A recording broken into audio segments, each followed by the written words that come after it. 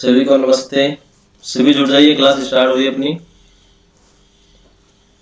Class start करते हैं, सभी जुड़ जाइए क्लास के अंदर। शेयर कीजिए पहले जल्दी और लाइक कीजिए।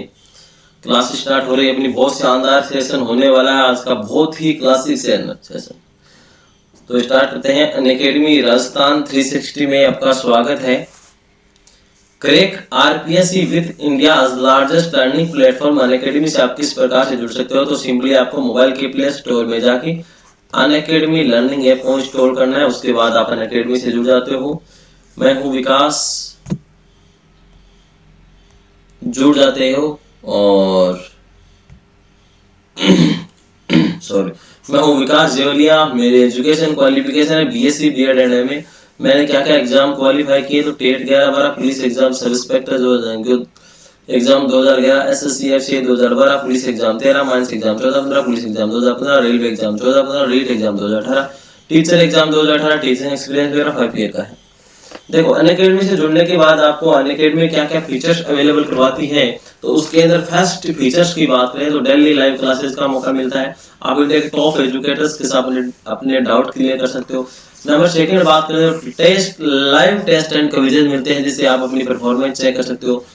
नंबर 3 बात करते हैं स्ट्रक्चर कोर्स मिलते हैं। तो आप किसी प्रकार का यदि कोई सिलेबस या किसी भी एग्जाम पैटर्न के अनुसार, किसी भी एग्जाम पैटर्न और सिलेबस के अकॉर्डिंग आपको टॉप एजुकेटर्स के द्वारा स्ट्रक्चर कोर्स मिलते हैं। लिमिटेड एक्सेस मिलते हैं, यानी वन टाइम सब्सक्रिप्शन लेने के बाद आप विभिन्न डिवाइसेस के अंदर उस सिलेबस को देख सकते हो। तो अनअकैडमी प्लेटफॉर्म आपको इंडिया के टॉप एजुकेटर से पढ़ने का मौका देती है। बात करते हैं आरपीएससी सब्सक्रिप्शन की। तो वन ईयर का और 2 ईयर का प्लान सबसे बेस्ट माना जाता है। 1 ईयर का सब्सक्रिप्शन 7,000 का है और 2 ईयर का 8,400 मिलने वाला है। यदि आप 1 ईयर के सब्सक्रिप्शन में मेरा कोड विकास 01 यूज करते हो तो आपको 10% डिस्काउंट मिलता है और 7,000 से कम होकर 6,300 मिलने वाला है। 2 ईयर की बात करें तो 2 ईयर का सब्सक्रिप्शन 8,400 का है। उसके अंदर आप मेरा रेफरल कोड विकास 01 यूज करते हो तो 10% डिस्काउंट के साथ 7,560 रुपए में आपको पूरा कोर्स मिलने वाला है। तो बन जाइए, जल्दी आ जाइए क्लास के अंदर। वीडियो को लाइक कीजिएगा सभी जल्दी और अपने दोस्तों के साथ जल्दी से जल्दी शेयर कर दो। बहुत ही शानदार सेशन होने वाला है आज का। आज की क्लास में हम कंप्लीट फिजिकल डेवलपमेंट, शारीरिक विकास को पूरा कंसेप्ट बेस पे और फैक्चुअल बेस पे बहुत शानदार तरीके से पढ़ने वाले हैं आज की क्लास। यानी अपना रीट का जो मिशन है 2020 का, वो बहुत शानदार तरीके से चल रहा है। रिवीजन क्लास चल रही है। क्लास आज 4th नंबर की है। फिर फर्स्ट के अंदर कॉन्सेप्ट पढ़ा था, सेकंड के अंदर थ्योरीज पढ़ेंगी थी और थर्ड के अंदर क्लासिफिकेशन पढ़ा था। आज की इस क्लास के अंदर फिजिकल डेवलपमेंट पढ़ने वाले हैं। पूरा कंसेप्ट बेस पढ़ेंगे, शानदार तरीके से पढ़ने वाले, कुछ साथ में क्वेश्चंस भी करने वाले। यानी आपके रीड का जो टारगेट है 130 प्लस का, वो सफल होकर रहेगा, बच्चों सफल होकर रहने वाला है। तो आपको जुड़े रहना है मेरे साथ अनअकैडमी प्लेटफॉर्म पर, विकास जेवलिया के साथ जुड़े रहना है। और फिजिकल डेवलपमेंट की अपन क्लास स्टार्ट कर रहे हैं, तो सभी जुड़ जाइए, जल्दी कीजिए, सभी जुड़ जाइए। फिजिकल डेवलपमेंट, शारीरिक विकास को पूरा पढ़ने वाले हैं अपन, पूरा एक साथ पढ़ने वाले हैं। रिवीजन कोर्स चल रहा है। तो देखो स्टार्ट करते हैं शारीरिक विकास, फिजिकल डेवलपमेंट।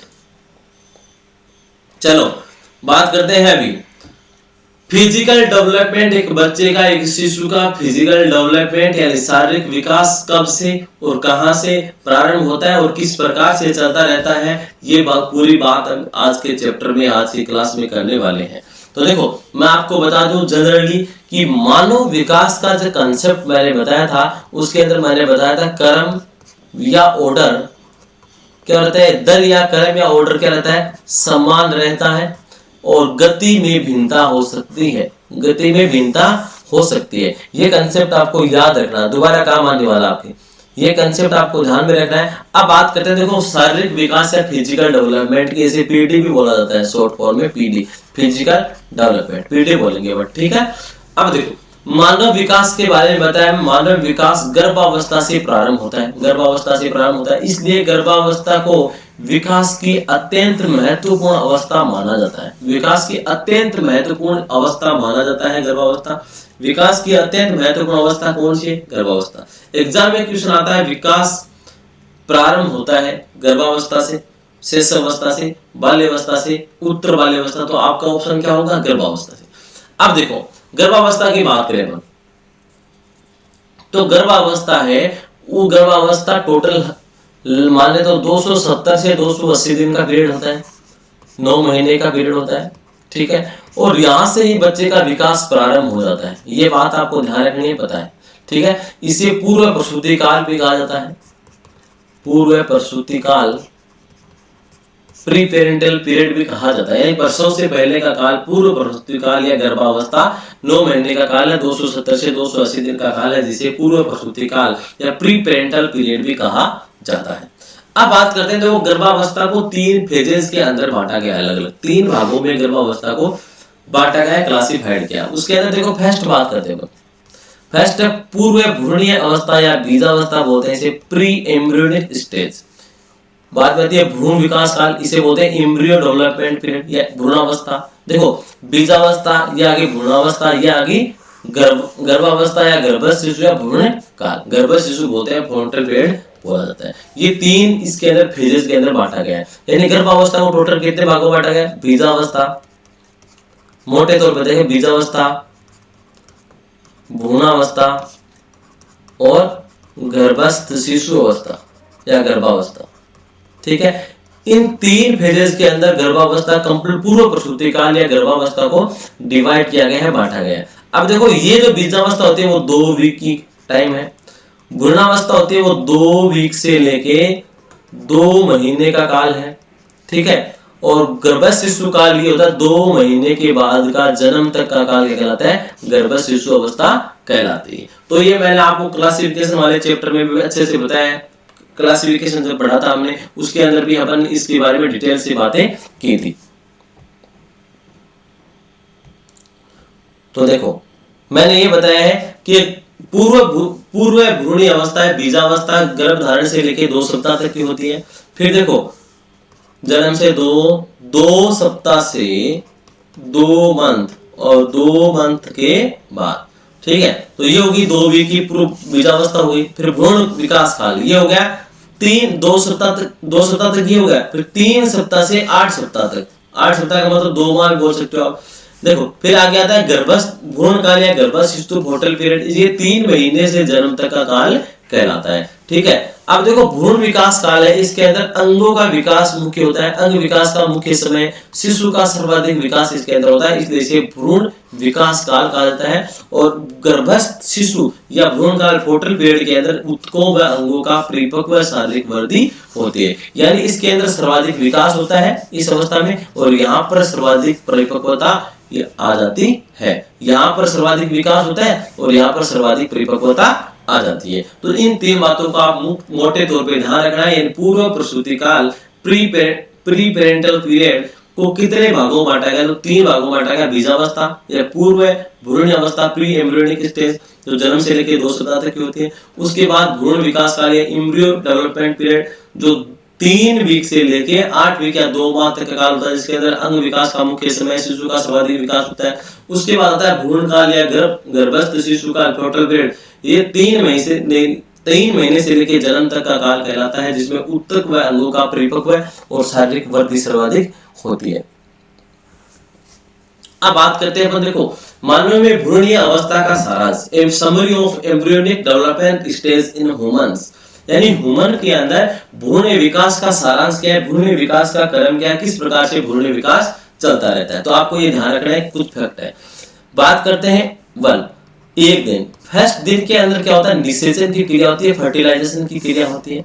ये रही फर्टिलाइजेशन की क्रिया होती है, किस प्रकार से होती है? देखो नर युग्मक होता है जिसे बोलते हैं शुक्राणु, नर युग्मक को क्या बोलते हैं? शुक्राणु बोलता है, स्पर्म बोला जाता है। मादा युग्मक को बोलता है अंडाणु। इन दोनों का क्या होता है? संलयन होता है। किस प्रक्रिया से होता है ये निषेचन? संलयन प्रक्रिया से। संलयन का मतलब जुड़ना, संलयन प्रक्रिया के द्वारा जुड़ने से इस संरचना बनती है, जिसे बोलते हैं युग्मनज। क्या बोलते हैं? युग्मनज बोलते हैं, जाइगोट बोलते हैं। क्या बोलते हैं? युग्मनज बोलते हैं या जाइगोट बोलते हैं। एक अगुणित ये संरचना होती है, अगुणित ये होता है, दोनों को मिलकर क्या बन गई? द्विगुणित संरचना बन गई।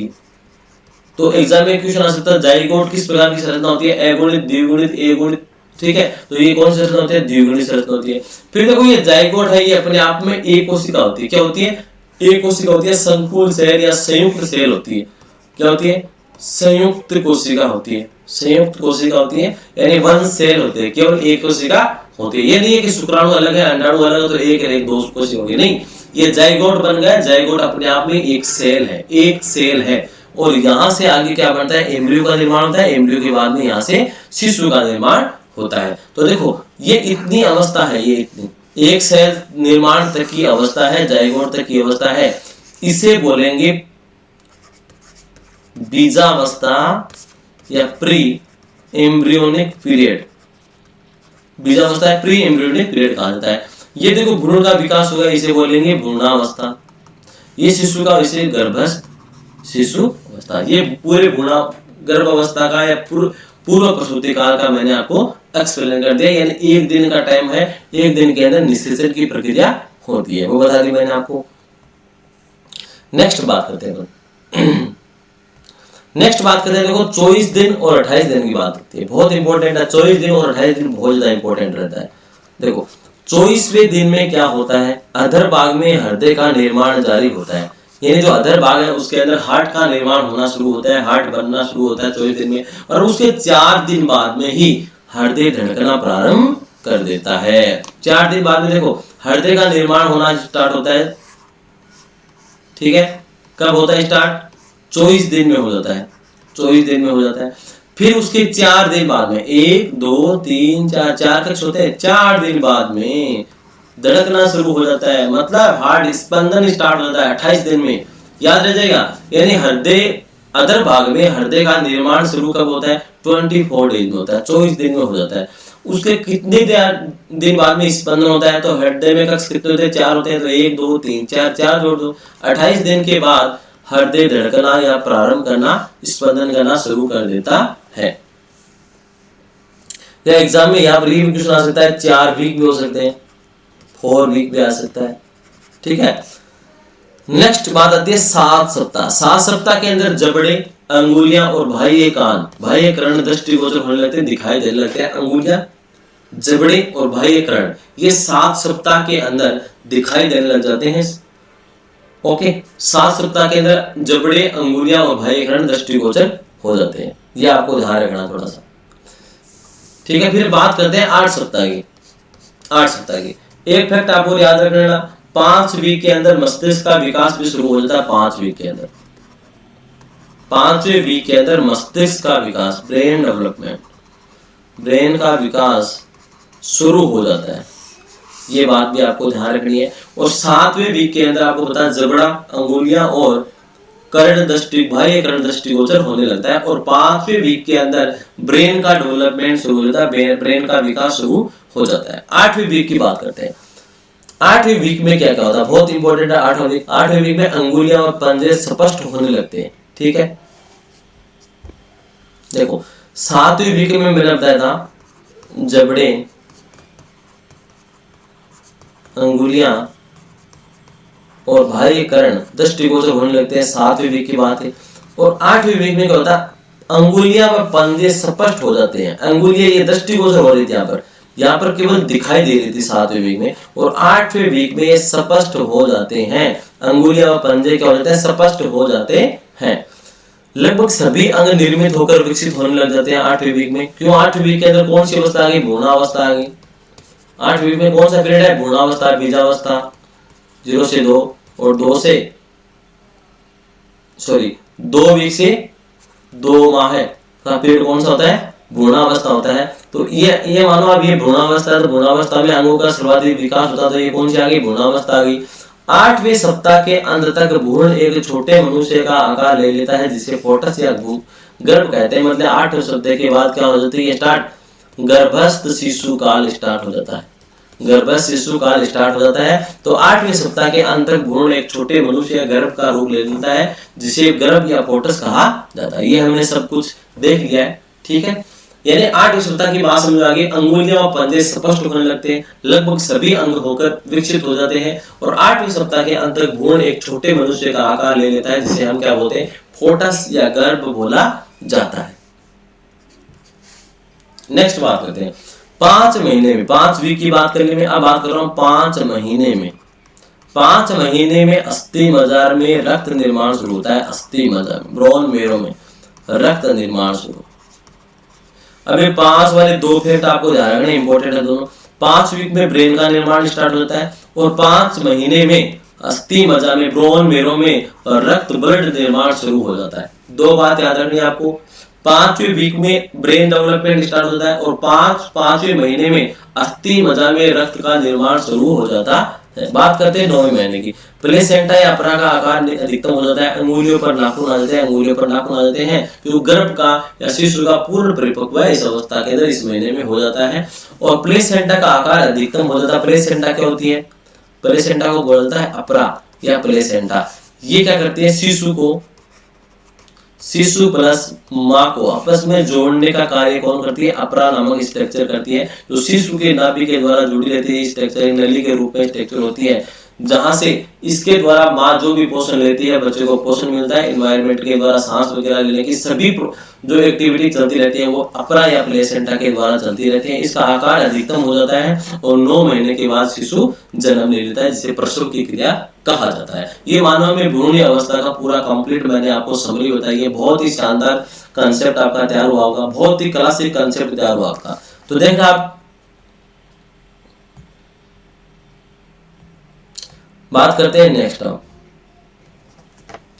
आपकी स्क्रीन पर एक क्वेश्चन है, उसका आंसर बताइए। सभी बताएंगे। सभी को इस क्वेश्चन का आंसर बताना। मानव भ्रूण का हृदय कब स्पंदन करने लगता है? आईएएस प्री एग्जाम 1994 में पूछा गया क्वेश्चन है। बताओ, सही बताओ इसका आंसर।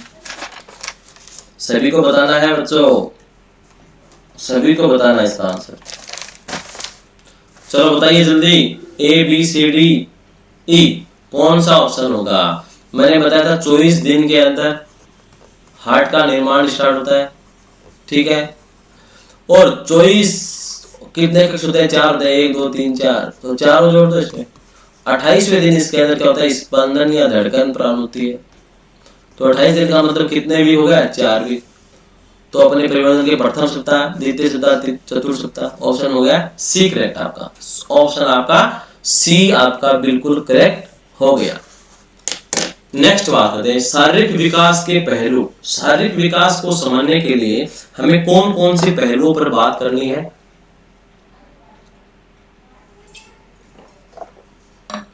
वो देखते हैं अपन। तो शारीरिक विकास को पढ़ने के लिए, फिजिकल डेवलपमेंट को पढ़ने के लिए मोटे तौर पर हमें 2 पहलुओं पर बात करनी है, बाह्य परिवर्तन और आंतरिक परिवर्तन। बाह्य परिवर्तन कौन कौन से आते हैं? बाह्य परिवर्तन कौन कौन से होते हैं? ऊंचाई, भार, शारीरिक अनुपात में परिवर्तन, ये सब बाह्य परिवर्तन आ जाएंगे। और आंतरिक परिवर्तन क्या आता है? अंदर आता है स्नायु संरचना, पाचन क्रिया, रक्त उत्सर्जन, सभी आंतरिक परिवर्तन आ जाते हैं। और ये शारीरिक विकास के पहलू हैं जो 2 प्रकार के परिवर्तन के द्वारा दिखाए जाते हैं। अब बात करते हैं अपन, देखो बात करते हैं अपने शारीरिक विकास के फैक्ट और कॉन्सेप्ट पे। तो समझना आपको बहुत अच्छे से बने रहना है। आपको बहुत ही शानदार आपका टॉपिक आज क्लियर होने वाला है, फिजिकल डेवलपमेंट का, शारीरिक विकास का पूरा हम बहुत बारीकी से पढ़ने जा रहे हैं, बहुत ही शानदार पढ़ने वाले हैं, ठीक है। तो बात करते हैं, देखो पहला जो कॉन्सेप्ट पढ़ेंगे वो पढ़ेंगे अपन भार या वेट का। भार या वेट का तो देखना इसको आपको किस प्रकार से क्लियर करना है। तो एक तो मैं आपको बता दूं कि आपको भार या वेट पढ़ रहे हैं तो उससे पहले एक चीज का ध्यान रखना है कि आपको 2 इफेक्ट ध्यान में रखना है। 1 पौंड बराबर कितना केजी होता है? 1 पौंड बराबर 0.454 केजी होता है। ये तो एक बात ध्यान रखनी है आपको। ये 1 पौंड बराबर केजी का वैल्यू है। 1 पौंड बराबर कितनी केजी होती है? 0.454 केजी वैल्यू होती है। एक ध्यान रखना आपको, 1 इंच बराबर कितना होता है? तो 2.54 सेमी। 2.54 सेमी। ये 2 कॉन्सेप्ट आपको बिल्कुल याद रखने हैं। 1 पौंड बराबर क्या होता है? 0.454 केजी और 1 इंच बराबर 2.54 सेंटीमीटर। अब देखो इसमें कंफ्यूज होने की जरूरत नहीं है आपको। देखो 1 पौंड बराबर कितना होता है? 0.454 केजी। 1 इंच बराबर 2.54 सेंटीमीटर। देखो 5 तो सेम आ रहा दोनों में, ठीक है। ये आपको याद रख सकते हो आप, ठीक है ना। 2.54 सेंटीमीटर, 1 इंच बराबर 1 पौंड बराबर 0.454 केजी। अब देखो बात करते हैं भार या वजन की। शारीरिक विकास किस प्रकार से हो रहा है शिशुअवस्था से लेकर किशोरावस्था तक, कौन सी अवस्था में कमी आ रही है, कौन सी अवस्था में वृद्धि हो रही है, विकास यानी वजन किस प्रकार से शिशु का बढ़ रहा है, बालक का बढ़ रहा है, किशोर का बढ़ रहा है, बालिकाओं का किस प्रकार से आगे जा रहा है, बालक का किस प्रकार से आगे जा रहा है, ये सब हम इसके अंदर पढ़ने वाले, बहुत अच्छा कंसेप्ट बनाने वाले हैं, बहुत ही शानदार क्लास रहने वाली है। आपको धन बहुत ही तसल्ली से, बहुत पेशेंस के साथ आपको क्लास लेते रहना है। लंबी क्लास होने वाली है, लेकिन आपका फिजिकल डेवलपमेंट का क्वेश्चन एक भी गलत नहीं होने वाला है। ठीक है, तो समझते हैं। देखो वेट की बात करते हैं, वेट या भार या वजन, तो इसके अंदर फर्स्ट फैक्ट आता है कि बच्चे का, शिशु का औसत भार कितना होता है। फर्स्ट बात आती है औसत भार। औसत भार की बात करो तो औसत भार आता है 7 पाउंड होता है। कितना होता है? 7 पाउंड होता है। कितना होता है? 7 पाउंड होता है। फिर मैं बात करूं जन्म के समय बालक का यानी बॉयज का, बालक का भार कितना होता है, तो 7.15 पाउंड होता है। और बात करूं गर्ल्स की तो कितना होता है, 7.13 पाउंड होता है। देखो औसत भार हो गया 7 पाउंड, बॉयज का हो गया 7.15 और गर्ल्स का हो गया 7.13 पाउंड। ये 3 फैक्ट आपको ध्यान रखना है। ये 3 पॉइंट आपको बहुत ही अच्छे से क्लियर करने हैं। ठीक है, अब देखो ये 3 पॉइंट आपने याद कर लिए। अब मैंने आपको आपको दोबारा से फॉर्मूला एक्सप्लेन कर रहा हूं, वो आपको मैंने पहले भी बताया था, पहले ही क्लासेस के अंदर मैं आपको समझा चुका हूं।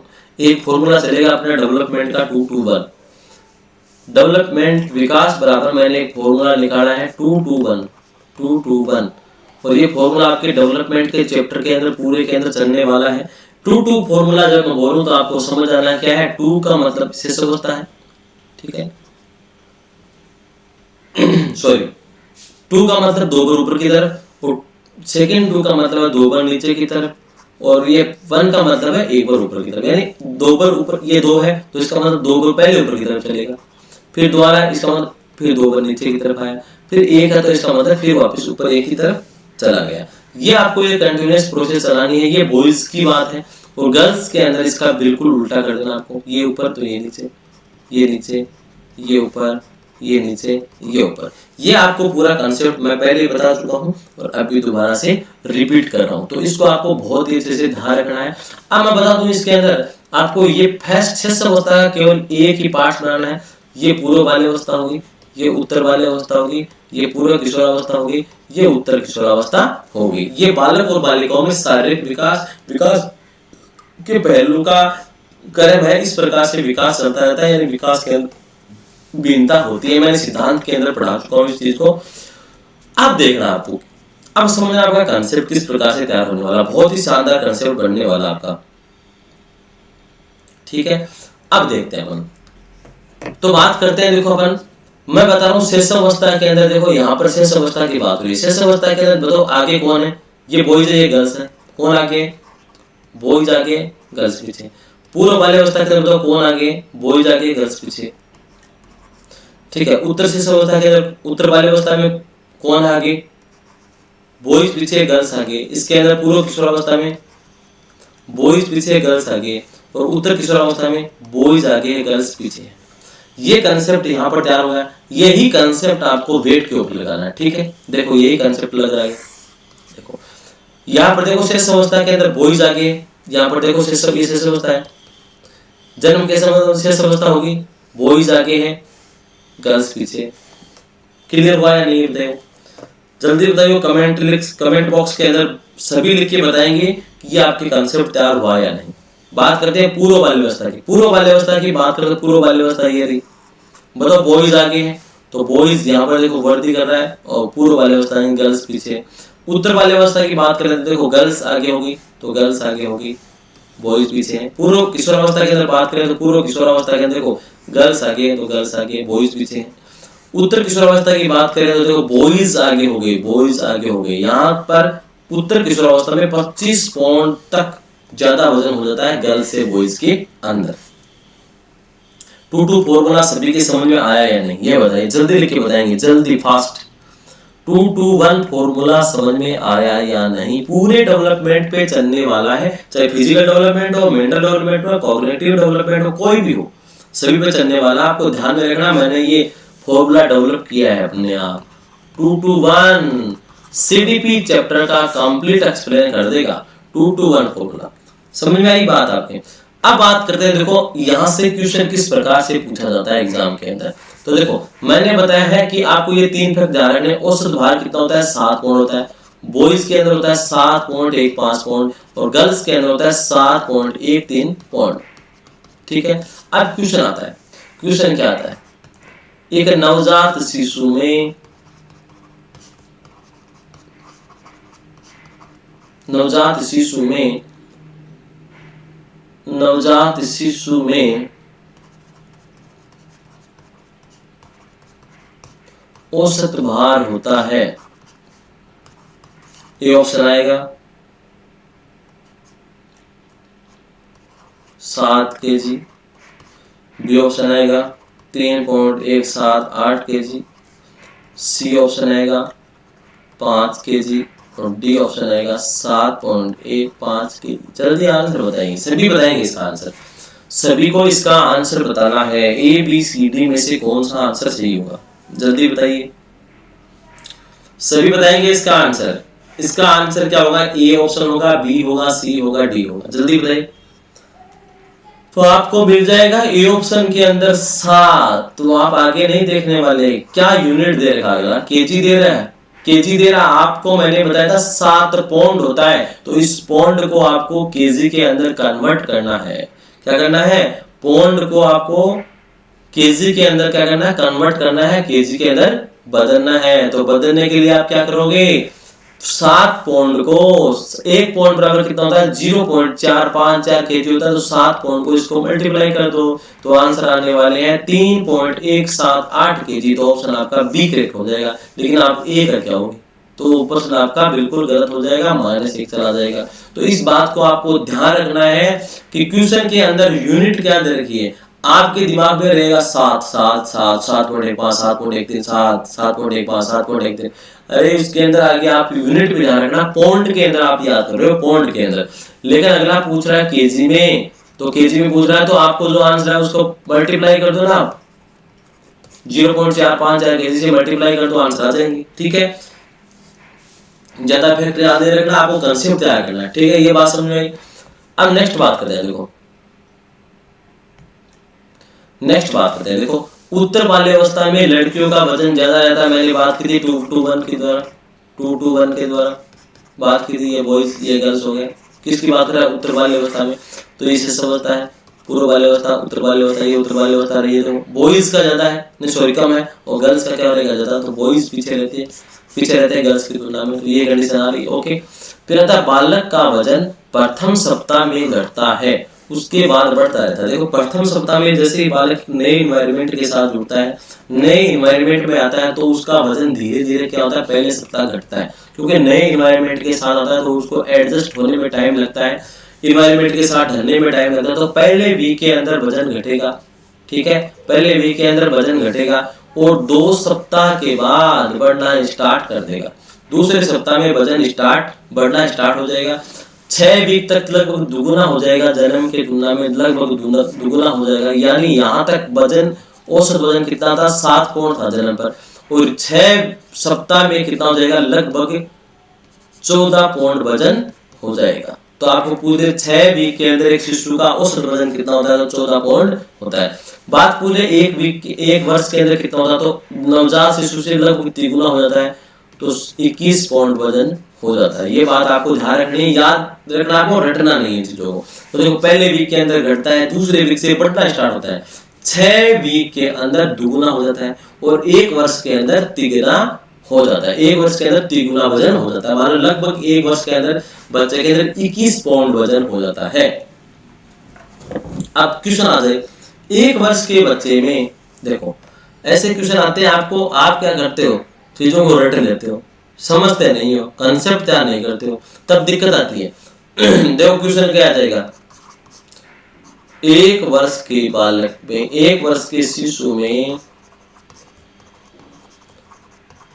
वजन होता है, लगभग पूछ रहा है, वजन होता है, बताइए बताइए जल्दी। A option 21 KG, B option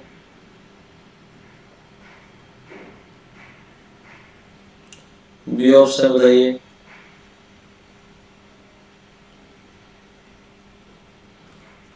इक्कीस के जी, 15 के जी, लगभग 9.53 के जी, डी 17 के जी। जल्दी बता दीजिएगा, जल्दी बताएंगे, सभी आंसर बताएंगे, इसका आंसर क्या होगा। एक वर्ष के शिशु में वजन होता है, मैंने बताया था जन्म के समय 7 पाउंड होता है और पहले वीक के अंदर घटता है, दूसरे बढ़ना स्टार्ट होता है। 6 वीक के आते आते बच्चे के अंदर दुगुना वजन हो जाता है और 1 वर्ष में आते आते बच्चे के अंदर तिगुना हो जाता है जन्म से, यानी मतलब 21 पाउंड हो गया यहाँ पर वजन, 21 पाउंड हो गया। और 21 पाउंड हो गया तो 21 तो है लेकिन पाउंड नहीं आगे, तो पाउंड को आप केजी के अंदर कन्वर्ट कर दो, मल्टीप्लाई करेंगे तो उत्तर आएगा 9.53 केजी। तो यानी 1 वर्ष के बच्चे के अंदर कितना वजन होता है, 9.53 केजी होता है। फिर बात सी ऑप्शन से हो जाएगा। फिर बात करते हैं 1 वर्ष बाद प्रति माह आधा पाउंड वजन बढ़ता है, यानी 1 वर्ष के बाद किस प्रकार से वजन बढ़ता है। 1 वर्ष के अंदर लगभग तिगुना हो गया, 21 पाउंड हो गया, ठीक है, यानी लगभग 10 केजी के आसपास वजन हो जाता है 1 वर्ष के अंदर, 10 केजी के आसपास, ठीक है, 9.5 लगभग 10 केजी के आसपास वजन हो जाता है। फिर देखो 1 वर्ष बाद किस प्रकार से बढ़ता है। 1 वर्ष के बाद प्रति माह आधा किलो पाउंड वजन बढ़ता है। 1 वर्ष बाद प्रति माह आधा पाउंड वजन बढ़ता है, तो आधा पाउंड प्रति माह बढ़ा तो 1 साल का कितना बढ़ गया, 6 पाउंड वजन बढ़ता है, यानी 1 साल के बाद प्रत्येक साल 6 पाउंड के आसपास वजन बढ़ता है। तो अब आता है 5 वर्ष की समाप्ति पर कितना वजन हो जाएगा। तो 1 वर्ष में कितना पाउंड था, 21 पाउंड था, 21 पाउंड था। 1 वर्ष में बात करिए 21 पाउंड थे, और फिर देखो 2 3 4 5 4 वर्ष हो गई। 4 वर्ष के अंदर 1 वर्ष में 6 पाउंड बढ़ता है, तो 4 वर्ष में बढ़ जाएंगे 24 पाउंड। तो 24 पाउंड को जोड़ दो इसके अंदर, 5 और 4 लगभग 45 पाउंड के आसपास वजन 5 वर्ष की समाप्ति पर बालक में हो जाता है। फिर बात करते हैं बाल्यावस्था में। तो बाल्यावस्था में देखो एज क्या होती है, बाल्यावस्था में 6 से 12 तक चलता है, तो बाल्यावस्था का भी आप इसी प्रकार से निकाल सकते हो। 5 वर्ष का आपने निकाल लिया है 45, तो बाद में देखो लगभग देखो 6 से 12 तक चलता है, तो आप 10 साल का निकालो, 5 का ये होगा 45, तो 45 से 45 तो लगभग 90 पाउंड के आसपास वजन चलता रहता है, बाल्यावस्था में हो जाता है। बताइए बात समझ में आई या नहीं, जल्दी बताएंगे, यस या नो लिख के बताएंगे।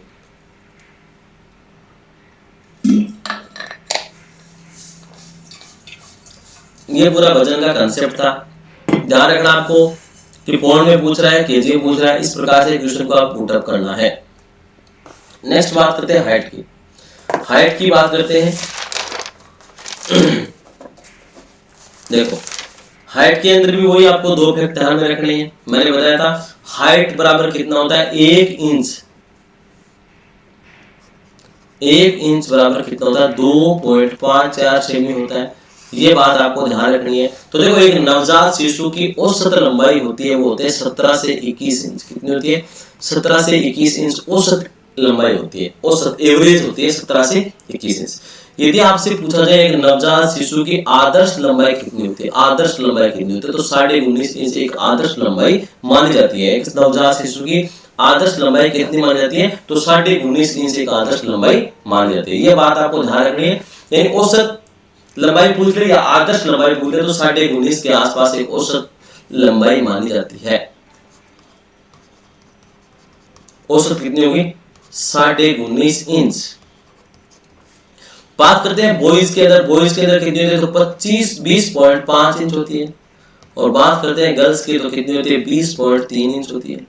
ठीक है, ये 3 फैक्ट आपको ध्यान में रखने हैं। वही बात मैं बता रहा था 2 to 1 फॉर्मूले के द्वारा, 2 बार ऊपर की तरफ, 2 बार नीचे की तरफ, 1 बार ऊपर की तरफ। देखो शेष अवस्था के अंदर हो रहा है ना, शेष अवस्था के अंदर बॉयज, ये गर्ल्स, बॉयज आगे हैं और गर्ल्स पीछे हैं। फिर देखो पूर्व बाल्यावस्था के अंदर भी यही बात लागू होती है। पूर्व बाल्यावस्था के देखो ये शेष अवस्था, पूर्व बाल्यावस्था, पूर्व बाल्यावस्था में बॉयज आगे और गर्ल्स पीछे, बॉयज आगे और गर्ल्स पीछे। इसी प्रकार देखो उत्तर बाल्यावस्था के अंदर गर्ल्स आगे निकल जाती है, बॉयज पीछे। इस प्रकार से पूरा प्रक्रम मैंने बताया 2 to 1 फॉर्मूले के द्वारा चलता रहता है। तो आपको इसके अंदर फैक्ट क्या ध्यान रखना है, औसत लंबाई कितनी होती है, 19.5 इंच होती है। बॉयज के अंदर होती है 20.5 इंच और गर्ल्स के अंदर होती है 20.3 इंच। यानी वेट और लंबाई को दोनों को आपको साथ में याद रखना है।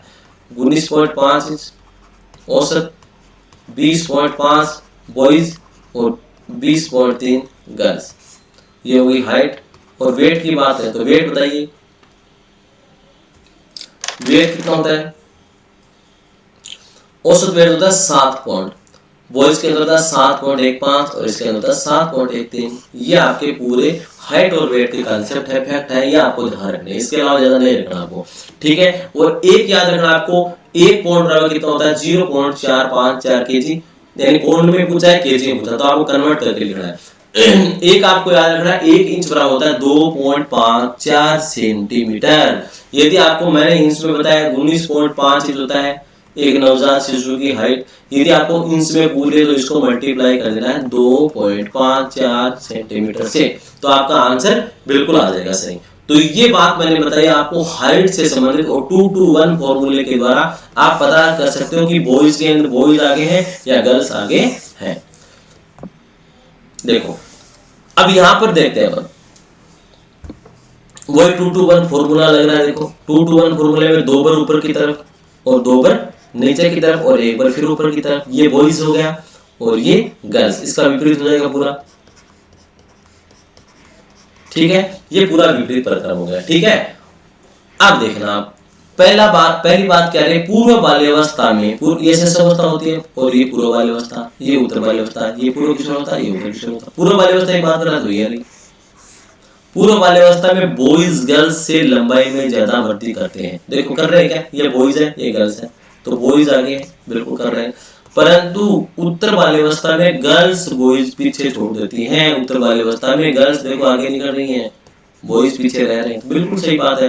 किशोरावस्था के अंत तक बॉयज एंड गर्ल्स की लंबाई में 10 सेंटीमीटर या 3.93 इंच का अंतर रहता है। कौन आगे रहती है उत्तर किशोरावस्था में? कौन आगे रहते हैं? किशोरावस्था के अंत तक बॉयज आगे रहते हैं, बॉयज आगे रहते हैं गर्ल्स से। तो इनकी लंबाई में लगभग 10 सेंटीमीटर तक या 3.93 इंच तक का अंतर आ जाता है। ये बात आपको ध्यान रखनी है थोड़ी सी, ठीक है।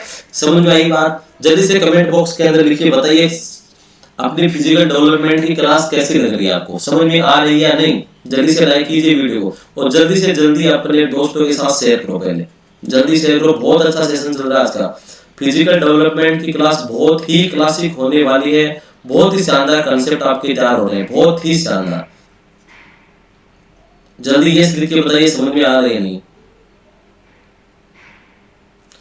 अब बात करते हैं अपन, देखो नेक्स्ट बात करते हैं अपन कि देखो एक लंबाई किस प्रकार से लंबाई की वृद्धि होती है, लंबाई के अंदर वृद्धि होती है। प्रथम वर्ष के अंदर लंबाई में वृद्धि लगभग 10 इंच वृद्धि होती है, लगभग 10 इंच के आसपास प्रथम वर्ष में वृद्धि होती है, ठीक है। फिर दूसरे तीसरे वर्ष की बात करें अपन तो लगभग इससे आधी ही वृद्धि होती है, दूसरे तीसरे वर्ष में लगभग 4-5 इंच वृद्धि होती है। फिर बाल्यावस्था की बात करें, सीधी बाल्यावस्था की बात करें तो लगभग इसकी आधी यानी लगभग 2.5 इंच के 2.3 इंच के आसपास प्रति वर्ष वृद्धि होती है। बाद के वर्षों में धीरे धीरे घटती जाती है, यानी किशोरावस्था तक लंबाई बढ़ती है, उसके बाद धीरे धीरे कम हो जाती है। एक अवस्था ऐसी आती है उसके टाइम पर लंबाई रुक ही जाती है। तो प्रथम वर्ष में कितनी वृद्धि होती है? 10 इंच की वृद्धि होती है।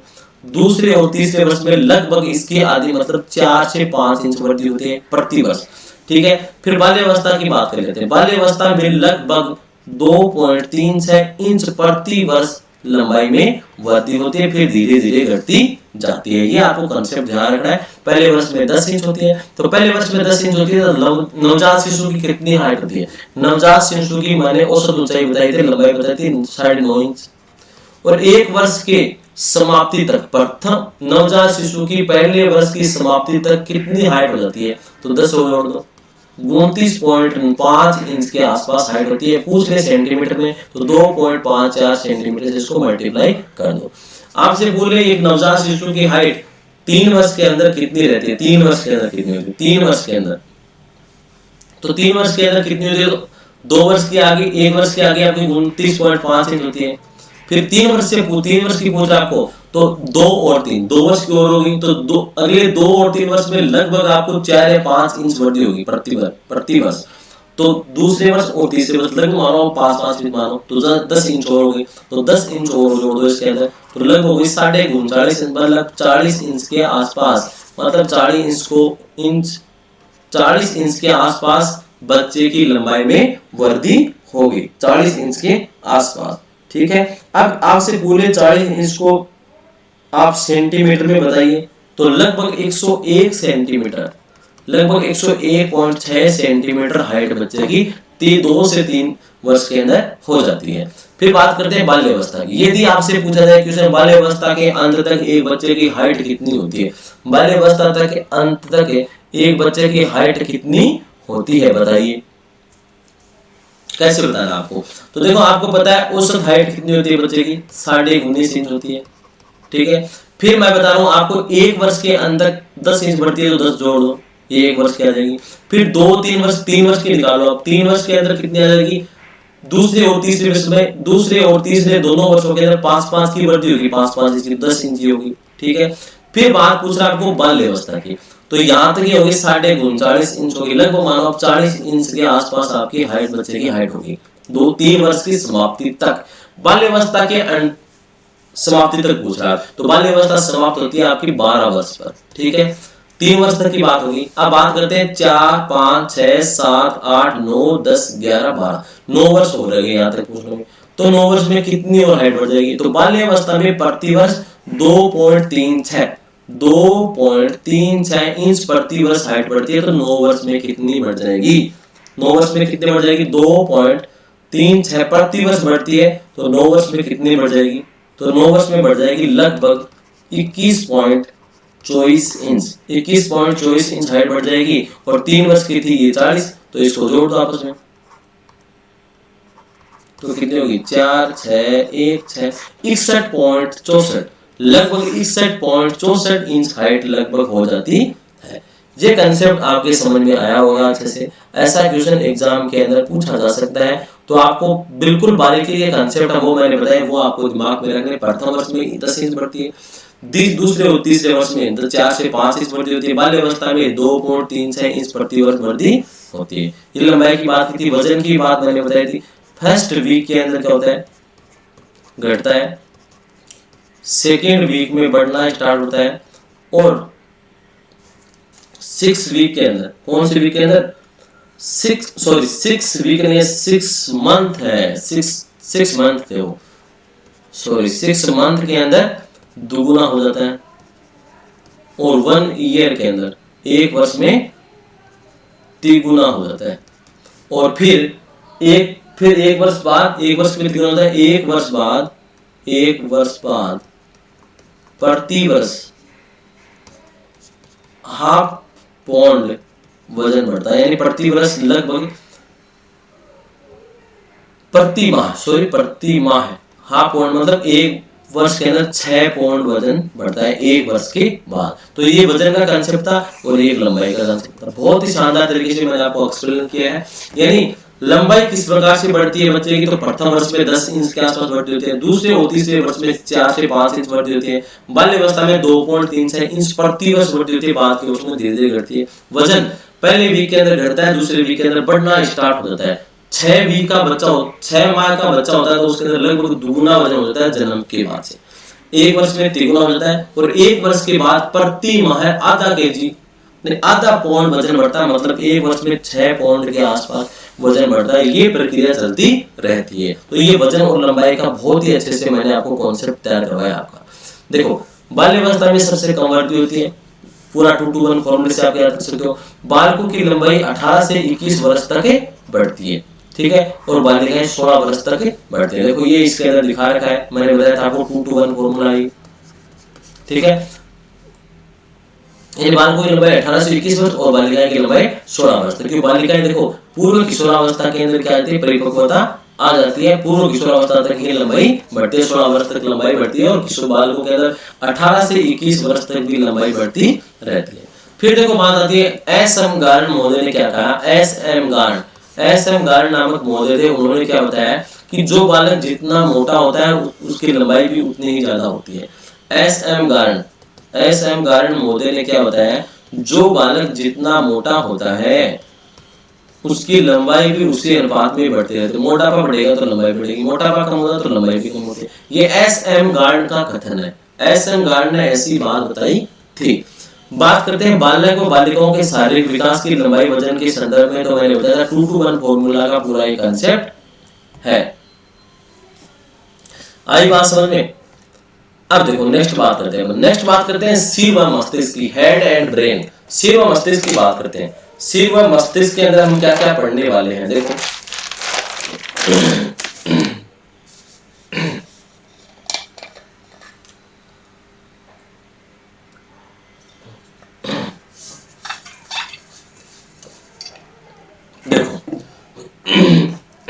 तीनों अवस्था की बात कर रहे हैं, शिशुअवस्था, बाल्यावस्था और किशोरावस्था। देखो मैंने एक आपको थ्योरी पढ़ाई थी सेफेलोपोडाल थ्योरी, सेफेलोपोडाल सिद्धांत। इसके अंदर क्या बोलता है, एक बालक का विकास सिर से पैर की तरफ चलता है, मतलब पहले सिर का विकास होता है, उसके बाद हेड का, उसके बाद पैर का, ये एक क्रम चलता है, इसे बोलते हैं सेफेलोपोडाल क्रम, ये सेफेलोपोडाल थ्योरी। ठीक है, इसी प्रकार देखो जैसे जैसे शिशु होता है तो उसके पहले सिर का जो पार्ट है इसका विकास होता है, संतुलन बनाता है, इसका विकास धीरे धीरे पैर की तरफ चलता है, ये सेफेलोपोडाल थ्योरी बोला जाता है। तो देखो शिशुअवस्था की बात करते हैं। नवजात शिशु के सिर की लंबाई उसके शरीर की कुल लंबाई का 1/4 भाग 25% होती है। यानी बात करें, देखो नवजात शिशु होता है, नवजात शिशु का शरीर का पूरी बॉडी का टोटल जो लंबाई होती है, पूरी बॉडी की जो टोटल लंबाई होती है उसका 25% उसका सिर होता है, हेड होता है। यानी 1/4 भाग उसका क्या होता है, सिर होता है। जितनी लंबाई होती है उसका 1/4 भाग क्या होता है, सिर होता है।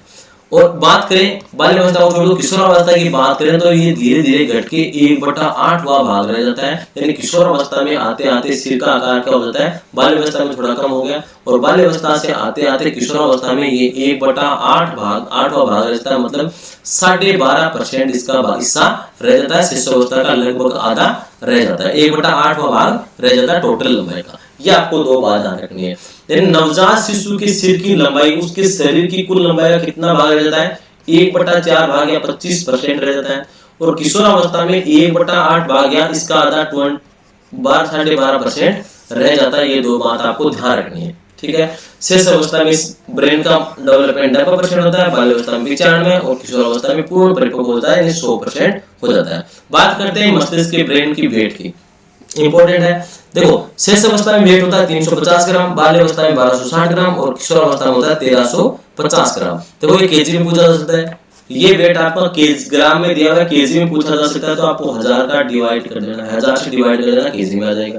तो इसको देखो एक बिंदु से एक बिंदु को मल्टीप्लाई किया, 2 बिंदु 1 2 छोड़ के 0.35 केजी, ठीक है। इसी प्रकार इसको पूछे आपको बिंदु से बिंदु तो 1.26 केजी, इसी प्रकार इसको पूछे तो 1.13 केजी, ठीक है। इस प्रकार से आप केजी के अंदर भी इसको डिफाइन कर सकते हो। कैसे याद रखोगे, वेट को आपको याद रखना बहुत इंपॉर्टेंट बात है, वेट बहुत ज्यादा बार पूछा जाता है यहाँ से। देखो शेष अवस्था के अंदर ब्रेन का वेट कितना होता है, 350 ग्राम, ठीक है।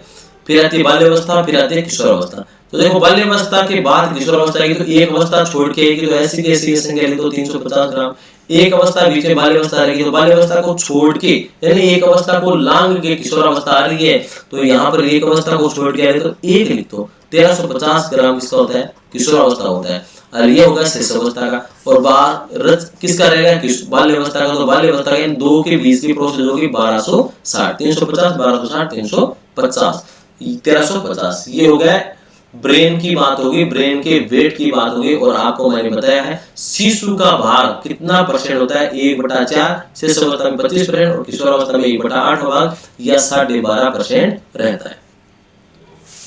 अब देखो मनोवैज्ञानिक वर्ग क्या होता है। मनोवैज्ञानिक वर्ग बताते हैं कि नवजात बालक के मस्तिष्क का भार, बालक के बॉयज के मस्तिष्क का भार क्या बताते हैं, 380 ग्राम बताते हैं। और नवजात बालिका के मस्तिष्क का भार 360 ग्राम बताते हैं। और देखो वैसे औसत भार मैंने बताया है, नवजात शिशु का औसत भार शेष अवस्था में कितना होता है, 350 ग्राम होता है। 3 फैक्ट आगे ये बर्क मोदे बता रहे हैं, बर्क ये ध्यान रखना, आपको बर्क मोदे ने बताया। तो देखो यहीं पर भी वही बात लागू है, 2 to 1 फॉर्मूला लागू हो रहा है। देखो कैसे, 2 बार ऊपर की तरफ, 2 बार नीचे की तरफ, 1 बार ऊपर की तरफ। ये बॉयज का होगा। गर्ल्स की बात है तो 2 बार नीचे की तरफ, 2 बार ऊपर की तरफ, 1 बार नीचे की तरफ। तो इस अवस्था की बात करें तो शेष अवस्था ये देखो, इसके अंदर कौन आगे है, बॉयज आगे है, गर्ल्स पीछे। तो देखो यहाँ पर भी क्या हो रहा है, बॉयज का 380 ग्राम है, गर्ल्स का 360 ग्राम है। तो वो ही फैक्ट लागू हो रहा है सभी जगह। पूरी सीडीपी को कंसेप्ट बहुत अच्छे से बनाने वाले हैं। बने रहना है बस आपको, साथ साथ चलना है। रीड मिशन 2020 को आप सफल बनाने वाले हैं, बहुत ही अच्छा स्कोर खड़ा करने वाले, शानदार शानदार तरीके से हम काम करने वाले, बहुत ही अच्छा अल्टीमेट। ठीक है, तो देखो औसत मैंने वजन बताया है 350 ग्राम। 350 ग्राम आपको याद रखना है, 360 380 ऐसे याद रख सकते हो। तो 350 आपको पता है औसत है, 360 किसका हो गया, देखो शेष अवस्था के अंदर किसका कम रहेगा, वो गर्ल्स का कम रहेगा, तो गर्ल्स का होगा, ज्यादा किसका रहेगा, बॉयज का, तो बॉयज का। ये मनोवैज्ञानिक बर्क ने बताया है, ये याद रख सकते हो आप आसानी से।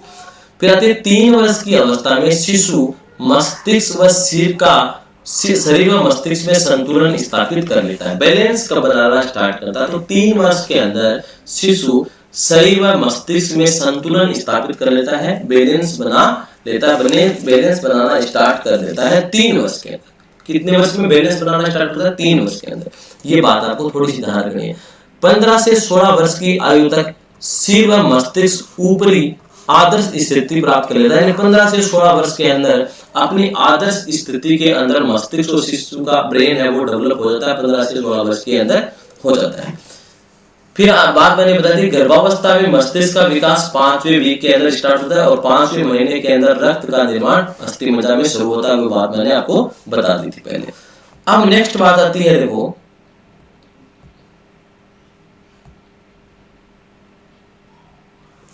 नेक्स्ट बात आती है, नवजात शिशु का सिर अन्य अंगों की तुलना में बड़ा होता है, मैंने बताया है, धीरे धीरे छोटा होता जाता है, सेफेलोपोडा धुरी, यानी शिशुअवस्था में सिर की साइज क्या रहती है, 1:4 रहती है। क्या रहती है, 1:4 रहती है, पूरी बॉडी का 25%, यानी 1:4। और देखो ये वेस्ट में होते होते 1:8 हो जाती है, यानी 1/8 भाग हो जाती है। ठीक है, पूरी बॉडी का 1/8वां भाग रह जाता है। ठीक है, अब देखो यह सिर और मस्तिष्क का अनुपात है, याद रखना आपको इस चीज को, सिर और मस्तिष्क का अनुपात है 1:4 शिशु में और वयस्क में 1:8, 1:8। ये आपको 2 बातें याद रखनी है। देखो कैसे याद करोगे, ये शिशु अवस्था में था 1/4वां भाग बॉडी का, और किशोरावस्था या वयस्क में था 1/8वां भाग सिर लंबाई का होता है। ठीक है, 25% 12.5%। तो देखो जो ये नीचे नंबर है ये है टोटल नंबर, टोटल नंबर बोलते हैं इसे, टोटल नंबर, यानी टोटल अनुपात नीचे वाले नंबर है। ठीक है, आपके जैसे मार्क्स आते हैं 10 में से कितने मार्क आए तो टोटल नंबर नीचे आते हैं। ठीक है, इसी प्रकार ये टोटल बॉडी का अनुपात है, तो ये 4 अनुपात कितना है 1, तो 1:4 शिशु सिर और शरीर का अनुपात है, पूरी बॉडी हो गई 4 और सिर हो गया 1, तो 1:4 शिशु अवस्था में। इसी प्रकार किशोरावस्था की बात करें तो पूरी बॉडी है 8, तो बॉडी का 8 और सिर का कितना होगा 1, तो 1:8। ये पूरे वयस्क का सिर और मस्तिष्क का अनुपात हो गया। अब आपसे पूछा जाए यदि चेहरा और मस्तिष्क का अनुपात है, चेहरा और मस्तिष्क का, तो इसको बिल्कुल उल्टा कर दो आप, तो ये 8 1:8 है, इसको 8:1 कर दो, ये शिशु का हो जाएगा। ये 4:1 की जगह आपको 4 की जगह 2 करना है और पूरा कंप्लीट होगा वही रहने वाला है। ये चेहरा और मस्तिष्क का अनुपात है, चेहरा और मस्तिष्क का अनुपात है। ये हमने सिर और मस्तिष्क के बारे में बहुत ही अच्छे से पढ़ा है, बहुत ही अच्छा कंसेप्ट तैयार किया है। नेक्स्ट बात करते हैं हड्डियों की, बोन्स की, हड्डियों की बात करते हैं, बहुत ही शानदार चैप्टर है हड्डियों का। बताइए क्लास समझ में आ रही है आपके, जल्दी बताइए, कमेंट बॉक्स में लिखिए जल्दी। हड्डियों के बारे में बात करते हैं, बोन्स की।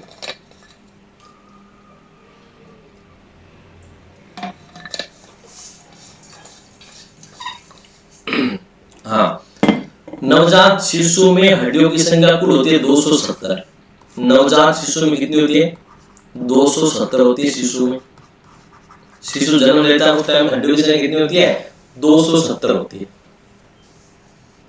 इस अवस्था में हड्डियां अत्यधिक लचीली होती है, बिल्कुल लचीली होती हैं। शिशु की हड्डियां होती है वो क्या होती है लचीली होती है, कॉम्प्लेक्स फाइबर के रूप में होती है, बिल्कुल लचीली होती है। ठीक है, इनमें क्या होता है धीरे धीरे कैल्शियम और फास्फोरस जैसे पदार्थों से हड्डियों को मजबूती मिलती है। कैल्शियम और फास्फोरस दूध के, माँ का दूध पीते हैं बच्चे तो दूध के साथ कैल्शियम और फास्फोरस की पूर्ति होती रहती है और हड्डियों को इनसे मजबूती मिलती है, यानी हड्डियां मजबूत होती रहती है। इसे बोलते हैं दृढ़ीकरण। शेष अवस्था में दृढ़ीकरण की प्रक्रिया होती है और हड्डियां मजबूत हो जाती हैं। बाल्यावस्था में बालक के शरीर में कुछ और हड्डियों का निर्माण हो जाता है। क्यों हो जाता है? क्योंकि बालक बाल्यावस्था में ज्यादा खेलता है, बालक ज्यादा खेलता है तो हड्डियों का निर्माण और हो जाता है, और हड्डियों की संख्या 270 से पहुंच के 350 हो जाती है बाल्यावस्था में। ठीक है, ये शिशुअवस्था की बात है। ठीक है, वयस्क व्यक्ति की हड्डियों की संख्या 206 रह जाती है, फिर किशोरावस्था में वयस्क अवस्था में 206 रह जाती है, कम हो जाती है। देखो रह जाती है, जिसका कारण क्या है? विभिन्न अस्थियां, जो बाल्यावस्था के अंदर विभिन्न अस्थियों का निर्माण हुआ था, वो अस्थियां मजबूती प्रदान करने हेतु आपस में जुड़ जाती है क्योंकि वो छोटी छोटी अस्थियां थी, उनसे क्या बॉडी को मजबूती नहीं मिलती है, स्ट्रॉन्गनेस नहीं मिलती है, इसलिए वो आपस में क्या हो जाती है? जुड़ जाती हैं। और इस जुड़ने की प्रक्रिया को, हड्डियों के जुड़ने की प्रक्रिया को अस्थिकरण या ओसिफिकेशन की प्रक्रिया कहा जाता है। तो एग्जाम में क्वेश्चन आता है अस्थिकरण या ओसिफिकेशन की क्रिया किस अवस्था में होती है? तो बताओ किशोरावस्था में होती है, किशोरावस्था में या वयस्क अवस्था में होती है। और दृढ़ीकरण कब होता है हड्डियों का? तो ये शिशुअवस्था में होता है। तो देखो शिशुअवस्था के अंदर संख्या थी 270, फिर बाल्यावस्था में 350 और किशोरावस्था में 206 रह जाती है। ये हड्डियों की संख्या होती है। तो आपको क्रम पूछा जा सकता है, हड्डियों की संख्या के अनुसार क्रम बताइए प्रत्येक अवस्था का। तो देखो शिशुअवस्था, बाल्यावस्था, किशोरावस्था। क्रम पूछा जाए तो बाल्यावस्था की सबसे ज्यादा, फिर शिशुअवस्था की सबसे कम होती है, किशोरावस्था के सभी हड्डियां आपस में जुड़ जाती है, अस्थिकरण की प्रक्रिया हो जाती है, जिसे बोलते हैं ओसिफिकेशन कहा जाता है। शिशुअवस्था में 270, फिर दृढ़ीकरण होता है, कैल्शियम और फास्फोरस जुड़ता है, कैल्शियम और फास्फोरस मिलना हड्डियों पर मजबूती देता है, उसे बोलते हैं दृढ़ीकरण, शिशुअवस्था में होता है। बाल्यावस्था में शरीर में बालक खेलता है ज्यादा, तो कुछ हड्डियों का निर्माण और होता है, हड्डियां 350 तक पहुंच जाती है। फिर क्या होता है? वयस्क अवस्था या व्यक्ति की किशोरावस्था के अंदर हड्डियों की कुल संख्या 206 रह जाती है, जिसका कारण है कि विभिन्न अस्थियों का शरीर को मजबूती प्रदान करने के लिए आपस में छोटी छोटी हड्डियां जुड़ जाती हैं, और इस प्रक्रिया को बोलते हैं अस्थिकरण या ओसिफिकेशन कहा जाता है। नेक्स्ट बात करते हैं, देखो बोन्स की बात की थी मैंने, शिशुअवस्था में 270, बाल्यावस्था में 350, किशोरावस्था में 206 रह जाते हैं, कम हो जाते हैं जुड़ के। देखो शेष अवस्था में 270 हड्डियां थी, जिनमें कैल्शियम और फास्फोरस का जमा होता है, तो ये प्रक्रिया होती है दृढ़ीकरण। क्या कहलाती है? दृढ़ीकरण कहलाती है। शेष अवस्था में ऐसी घटना होती है।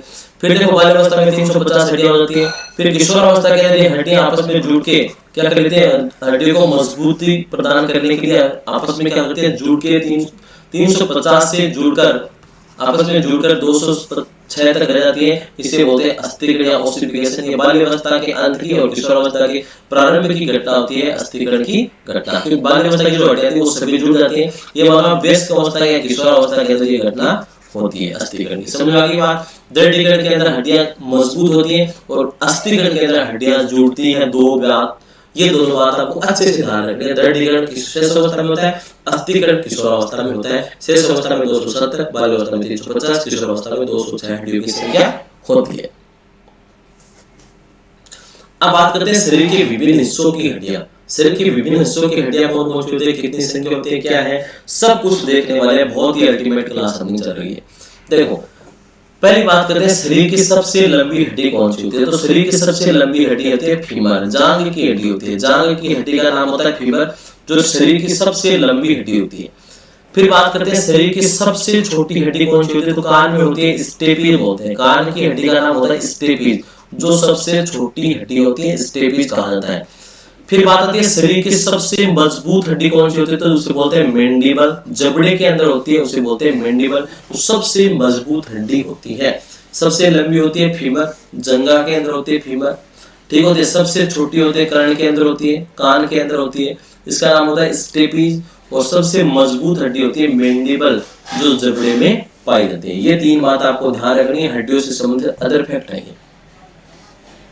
चलो नेक्स्ट बात, बहुत ही शानदार कंसेप्ट पढ़ने जा रहा है, आपकी बहुत ही शानदार क्लास है, बहुत ही फिजिकल डेवलपमेंट पूरा पढ़ने वाले हैं, बहुत ही बारीकी से पढ़ रहे हैं, कंसेप्ट आपके जा रहा बराबर। तो आपको बने रहना है क्लास के अंदर शुरू से लेके अंत तक, बहुत ही अल्टीमेट क्लास होने वाली है। देखो बात करते हैं अपन हड्डियों की पैर की हड्डियों की बात करते हैं। पैर की हड्डियां,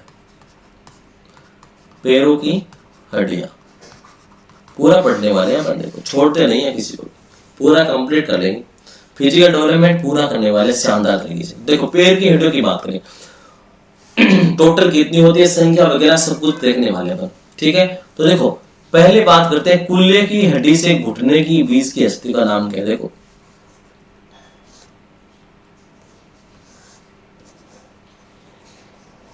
ठीक है, ये मैं बना देता हूं घुटना, यहां पर होगी कुल्ले की हड्डी,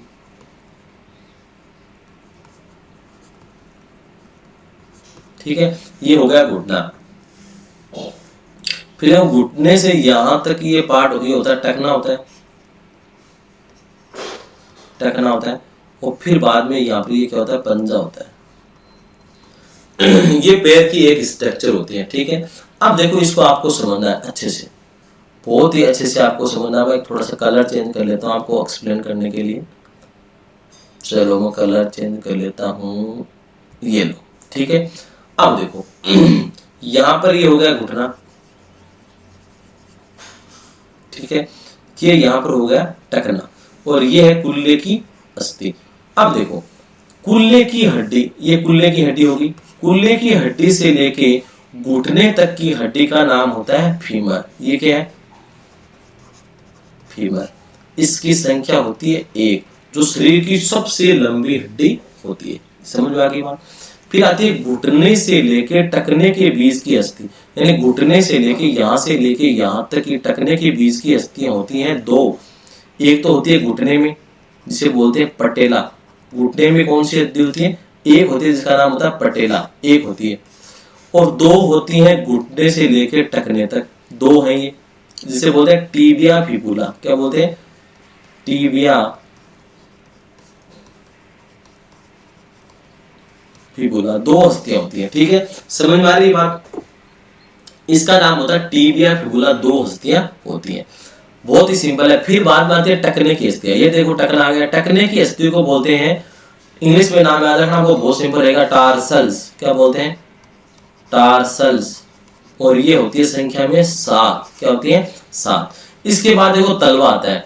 यदि टखने को टार्सल्स बोलोगे आप, तो तलवा नीचे है, तो इसको बोलना आपको मेटाटार्सल्स। क्या बोलना है, मेटाटार्सल्स, और इसकी अस्थियां होती है 5। 4 अंगुलियां 1 अंगूठा, तो 5 हो गई टोटल, 5। फिर देखो पैर की अंगुलियों की अस्थियां आपको पता है 3 4 अंगुलियां होती है, प्रत्येक अंगुली में 3 अस्थियां होते हैं, तो 3 जोड़ होते हैं, 1 2 3। ये पैर की बात हो चाहे हाथ की बात हो, तो 3 चौक 12। अंगूठा हस्ते, अंगूठे में हस्ते होते हैं 2। तो ये टोटल हस्तियों की संख्या होती है, पैर की हस्तियों की संख्या होती है, हड्डियों की संख्या होती है। समझ में आएगा बहुत अच्छे से आपको। ये एक पैर की बात हो रही है, दूसरे पैर में भी ये बात रहती है। ठीक है, तो देखो अब बात कर रहा हूं, देखो कुल्ले की अस्थि, इस अस्थि का नाम होता है श्रोणी मेखला। इसका नाम बता देता हूं आपको, श्रोणी मेखला बोला जाता है, श्रोणी मेखला, इसे बोलते हैं श्रोणी मेखला। ठीक है, अब देखो आपको ध्यान क्या रखना है, ये पूरी पैर की हस्तियों का नाम है। एग्जाम में क्वेश्चन क्या आ सकता है, श्रोणी मेखला एवं पटेला के बीच की अस्थि का नाम क्या है, बताइए। फीमर है। क्या है, फीमर है। यानी कुल्ले की अस्थि का नाम है श्रोणी मेखला, और घुटने की अस्थि का नाम क्या है, पटेला। इनके बीच की अस्थि का नाम क्या है, फीमर, जो शरीर की सबसे लंबी अस्थि है। यहां से पूछा जा सकता है क्वेश्चन, जो शरीर की सबसे लंबी हड्डी है। ठीक है, उसके बाद घुटने की अस्थि का नाम होता है पटेला, संख्या में 1 होती है। उसके बाद घुटने से लेकर टखने तक की अസ്ഥियां होती हैं 2, टीबिया और फिबुला 2 होती हैं। टखने की अस्थियां होती है टार्सल्स 7 होती हैं। फिर पंजा आता है, पंजे को बोलते हैं मेटाटार्सल्स 5 होती हैं। और अंगुलियों की अസ്ഥियां होती है 12, और अंगूठे में होती है 2। ये होगी एक पैर की अസ്ഥियों की संख्या। इसका आप स्क्रीनशॉट ले सकते हो, आसानी से समझ में आ जाएगा।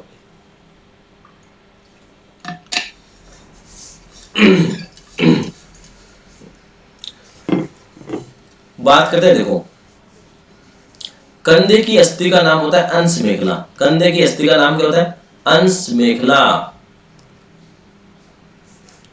और कुल्ले की अस्थि का नाम होता है श्रोणी मेखला। मैंने बताया आपको, कुल्ले की अस्थि का नाम क्या है, श्रोणी मेखला, और कंधे की अस्थि का नाम क्या है, अंश मेखला। ये 2 बातों को आपको बहुत अच्छे से ध्यान रखना है।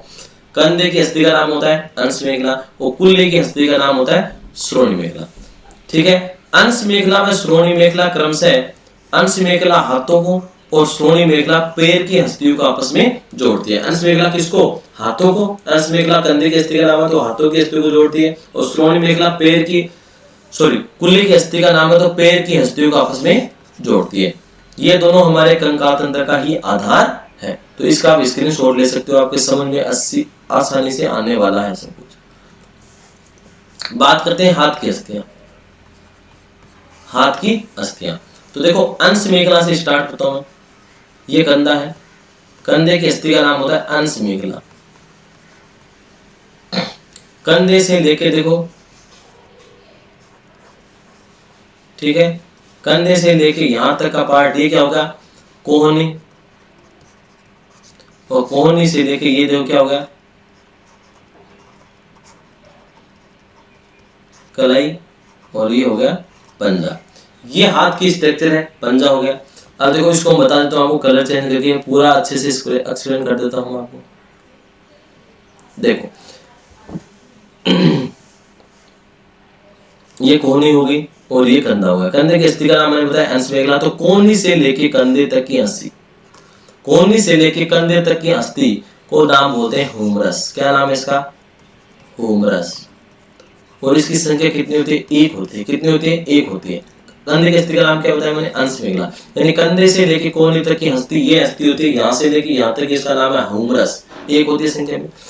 फिर आती है बात कोहनी से लेके कलाई तक की अस्थि, यानी कोहनी यहां से लेके ये कलाई होती है, यहां तक की अस्थियां होती है दो, जिसका नाम है रेडियस और अल्ना। दो अस्थियां होती है। कितनी होती है, अस्थियां दो होती हैं। देखो रेडियस में ज्यादा नाम है, रेडियस 4 नाम है तो बाहर की तरफ है, अल्ना में 3 नाम है तो ये अंदर की तरफ होती है। ध्यान में रखना आपको, एक बाहर की तरफ है, एक अंदर की तरफ है। फिर आती है बात कलाई। तो कलाई, कैप और कलाई, तो कैप और होता है कार्पल्स, तो कलाई के अस्थियों का नाम होता है कार्पल्स। इसकी संख्या होती है 8। और टार्सल्स की संख्या मैंने बताई थी, जो ये टकना था, टकने की अस्थियों बोलते हैं टार्सल्स, इसकी संख्या बताई थी मैंने 7। क्या बताई थी, 7। इस बात को ध्यान रखना आपको, टकने की अस्थियां थी टार्सल्स, टैप और टार्सल्स, ये कितनी थी, 7। ठीक है। और कलाई की अस्थियां को बोलते हैं कैप और कलाई, तो कैप और कार्पल्स कितनी होती है, 8 होती है। बस ये अंतर होता है। फिर आता है पंजा हाथ का, तो मैंने बताया था पंजा है तो ये कार्पल्स है, तो ये होगा मेटा कार्पल्स। पंजे में कितनी होती है, 5 होती है, तो 5 ध्यान में रखना। वो अंगुलियों की आ जाएगी, 3 गुणा 4 बराबर 12 हो जाएगी। वो अंगूठा हस्ते की हो जाएगी 2। तो ये एक हाथ की अस्थियों की कंप्लीट संख्या मैंने बता दी है। यहाँ से कंधे अंश मेखला से लेके कोहनी तक की हस्ती का नाम होता है ह्यूमरस। फिर कोहनी से लेके कलाई तक की अस्थियों का नाम होता है रेडियस अल्ना 2। फिर कलाई की अस्थि का नाम होता है कैफ और कार्पल्स, 8 होती हैं। फिर पंजा को बोलते हैं मेटा कार्पल्स, 5 होती है। अंगुलियों की 12 होती है और अंगूठे की 2 होते हैं। ये पूरे दोनों हाथों की मैंने अस्थियों की संख्या आपको करेक्ट कंप्लीट बता दी। इसका आप एक अच्छे से स्क्रीनशॉट ले लो ताकि आपको रिवीजन में दिक्कत नहीं।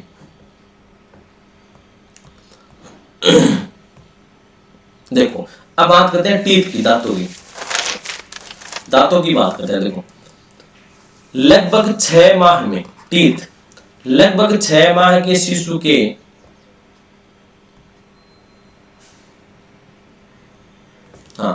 लगभग 6 माह के शिशु के अस्थायी दांत आने प्रारंभ हो जाते हैं। हालांकि दांतों का निर्माण गर्भावस्था के 5वें माह से ही प्रारंभ हो जाता है। इस बात को ध्यान रखना आपको। दांतों का निर्माण कब से स्टार्ट होता है? गर्भावस्था का जो मैंने बताया था आपको, गर्भावस्था के 5वें माह में क्या होता है? बोन मेरो के अंदर, नहीं सॉरी, 5वें महीने के अंदर बोन मेरो के अंदर रक्त निर्माण शुरू होता है और 5वें वीक के अंदर ब्रेन का निर्माण स्टार्ट होता है, ब्रेन डेवलपमेंट स्टार्ट होता है। ठीक है। इसी प्रकार 5वें माह में दांतों का निर्माण भी स्टार्ट होता है। दांतों का निर्माण भी 5वें माह में स्टार्ट हो जाता है। ठीक है, हो गया स्टार्ट। ये बात ध्यान रखना, बहुत अच्छे से समझ लो आप।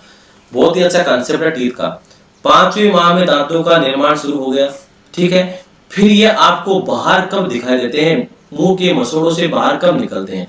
तो जन्म हो गया, 5-9 माह के बाद बच्चे का जन्म हो जाता है। जन्म के 6ठे महीने में, 6 माह में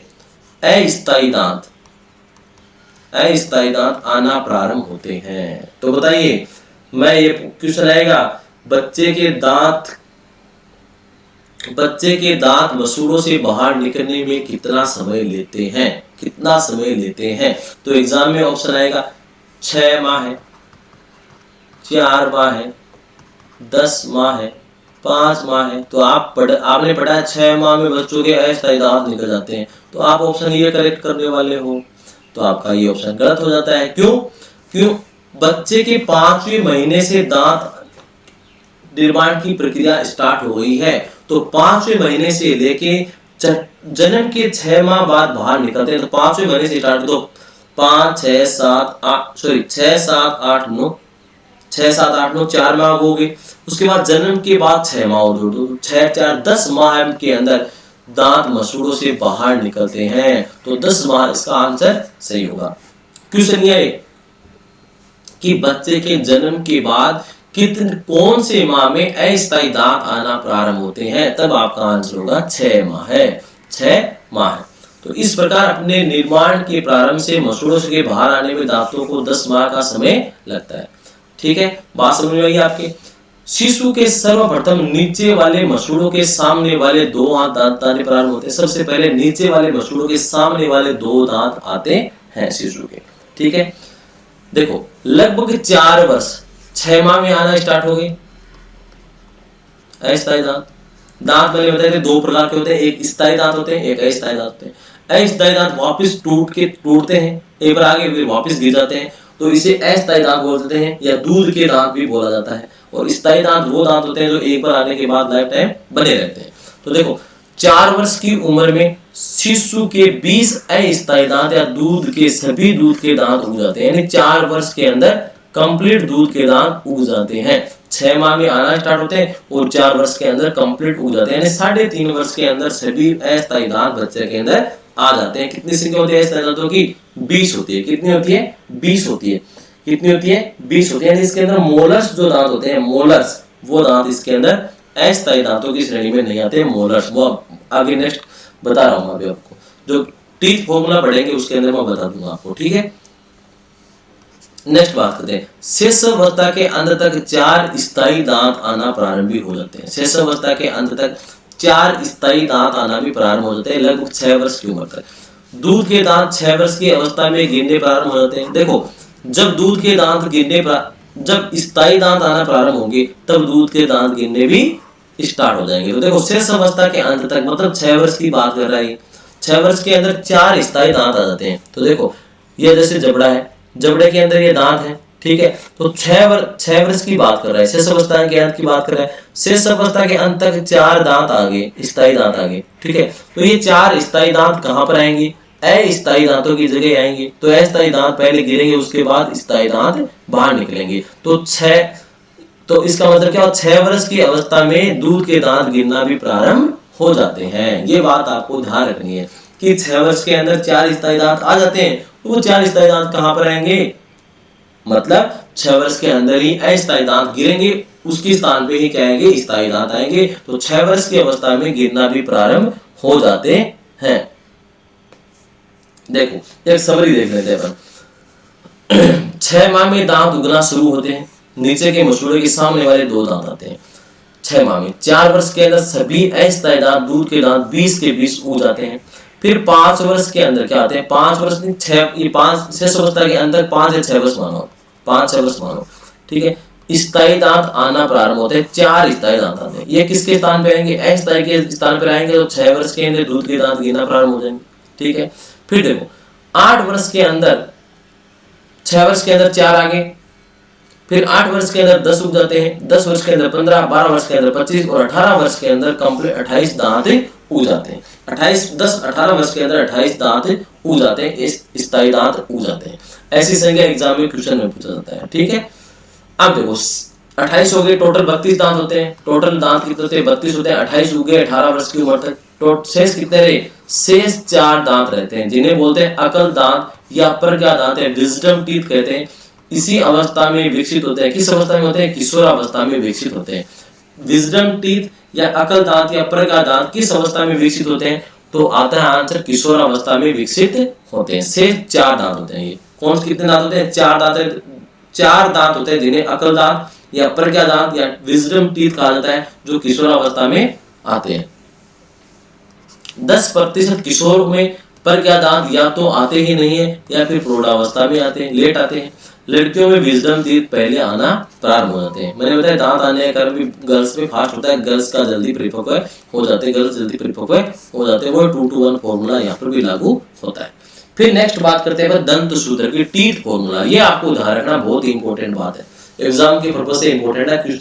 क्वेश्चन पूछा जा सकता है आपके सीडीपी सिलेबस में, child development and pedagogy syllabus में। तो आपको ये ध्यान में नहीं रखना कि साइंस का टॉपिक है, आपकी साइकोलॉजी में कैसे पूछा जा सकता है। यहाँ से क्वेश्चन आए हुए हैं, मैं बताऊंगा आपको। जब क्वेश्चन आप सोल्व करेंगे तब हम पढ़ेंगे, तब आपको पता लगेगा कैसे क्वेश्चन आ रहे हैं। जल्दी हम 1000 क्वेश्चन का कैप्सूल कोर्स स्टार्ट करने वाले हैं, उसके अंदर आपको सब ये नजर आएंगे, सब नजर आएंगे, ठीक है।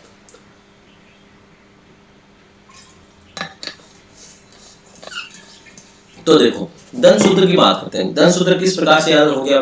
तो याद करने के लिए आपको याद रखना है ICPM है। ये 4 प्रकार के दांत होते हैं, 4 प्रकार के दांत होते हैं जिनका नाम है ICPM। Incisor, canine, premolars, molars. Incisor कर्तनक दांत को बोलता है, केनाइन रदनक को बोलता है, प्रीमोलर अगर चर्मरक और चर्मक। आपको इंग्लिश का नाम ज्यादा बेटर रहेगा, इंसाइजर, केनाइन, प्रीमोलर और मोलर, ठीक है। अब इनका फॉर्मूला क्या है? 21-23 याद रखना आपको, 21-23, 21-23 ऊपर लिख दो, 21-23 और नीचे भी 21-23 लिख दो। ये फॉर्मूला तैयार हो गया। इसका मतलब क्या? देखो ये होगा इंसाइजर दांत की संख्या, ये होगी केनाइन दांत की संख्या, ये होगी प्रीमोलर्स दांत की संख्या और ये होगी मोलर्स दांत की संख्या। मतलब ये एक जबड़े की बात हो रही है। कितने की हो रही है? एक जबड़े की बात हो रही है। तो देखो इंसाइजर दांत कितने होते हैं? टोटल 2 2 4 होते हैं। एक जबड़े की बात हो रही है तो दोनों जबड़ों में कितने हो जाएंगे? 8 हो जाएंगे।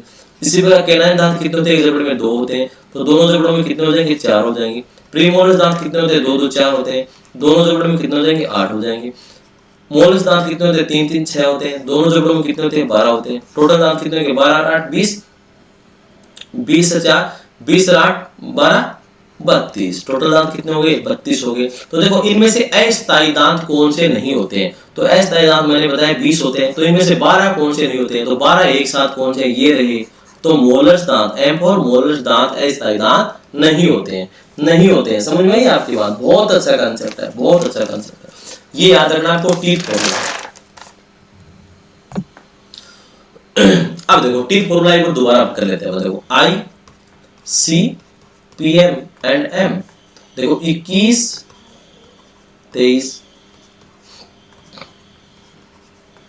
समझ में आई बात? ये है आपके इंसाइजर। इंसाइजर बोले तो कर्तनक, इंसाइजर बोले तो कर्तनक। तो ये कर्तनक दांत हो गए ये, ठीक है। इस प्रकार की संरचना है। फिर आते हैं केनाइन। केनाइन होते हैं 2, जिसे बोला जाता है रदनक, ठीक है, ये रदनक हो गए। फिर आते हैं प्री मोलर्स, 2 2 4 प्री मोलर्स होते हैं अगर चरणवरक, ठीक है। फिर होते हैं 3 3 6 मोलर्स, ये होते हैं चरणवरक। तो इनकी संख्या होती है 3 3 6, एक जबड़े में दोनों में होगी 12। अगर चरणवरक की होती है 4, एक जबड़े में दोनों जबड़ों में होगी 8। केनाइन एक जबड़े में 2 होती है, दोनों में होगी 4 होगी। और इंसाइजर की होती है एक जबड़े में 4, दोनों में होगी 8। टोटल दांत होगी 32। और इनमें से कौन से दांत हैं जो अस्थायी या दूध के दांत नहीं होते हैं? तो जिनकी संख्या 12 है वो क्या है? अस्थायी दांत नहीं होते हैं। क्या होते हैं? स्थायी दांत होते हैं। तो एग्जाम में क्वेश्चन आता है अस्थायी दांतों की संख्या होती है 20। निम्न में से कौन से दांत अस्थायी नहीं होते हैं? तो चरणवरक या मोलर्स दांत स्थायी अस्थायी नहीं होते हैं। तो अस्थायी दांतों की संख्या तो कितनी हो गई? अस्थायी दांतों में 20 होते हैं। स्थायी दांत कौन से होते हैं? स्थायी दांत सभी होते हैं, ठीक है। फिर दांत किस प्रकार से आते हैं? दांतों का आने का क्रम क्या होता है? कौन से दांत पहले आते हैं, कौन से दांत पहले आएंगे, कौन से दांत बाद में आएंगे? तो इनके आने का क्रम क्या रहता है, ये आपको ध्यान रखना है। तो इसके लिए आप एक फॉर्मूला याद कर सकते हो। ये दांत है, 4 प्रकार के दांत होते हैं। तो इसके लिए याद रखना IMCPM, यानी मैं IMCPM हूं, IMCPM, I फॉर इंसाइजर, ठीक है। उसके बाद आएंगे M मतलब M मोलर्स। उसके बाद आएंगे C फॉर केनाइन। उसके बाद प्री मोलर्स, PM मतलब प्री मोलर्स। यानी ये क्रम चलता है। सबसे पहले बच्चे के अंदर कौन से आएंगे? इंसाइजर आएंगे। कौन से आएंगे? इंसाइजर मतलब रदनक दांत आते हैं। उसके बाद मोलर्स आते हैं, उसके बाद केनाइन आते हैं, उसके बाद प्री मोलर्स आते हैं।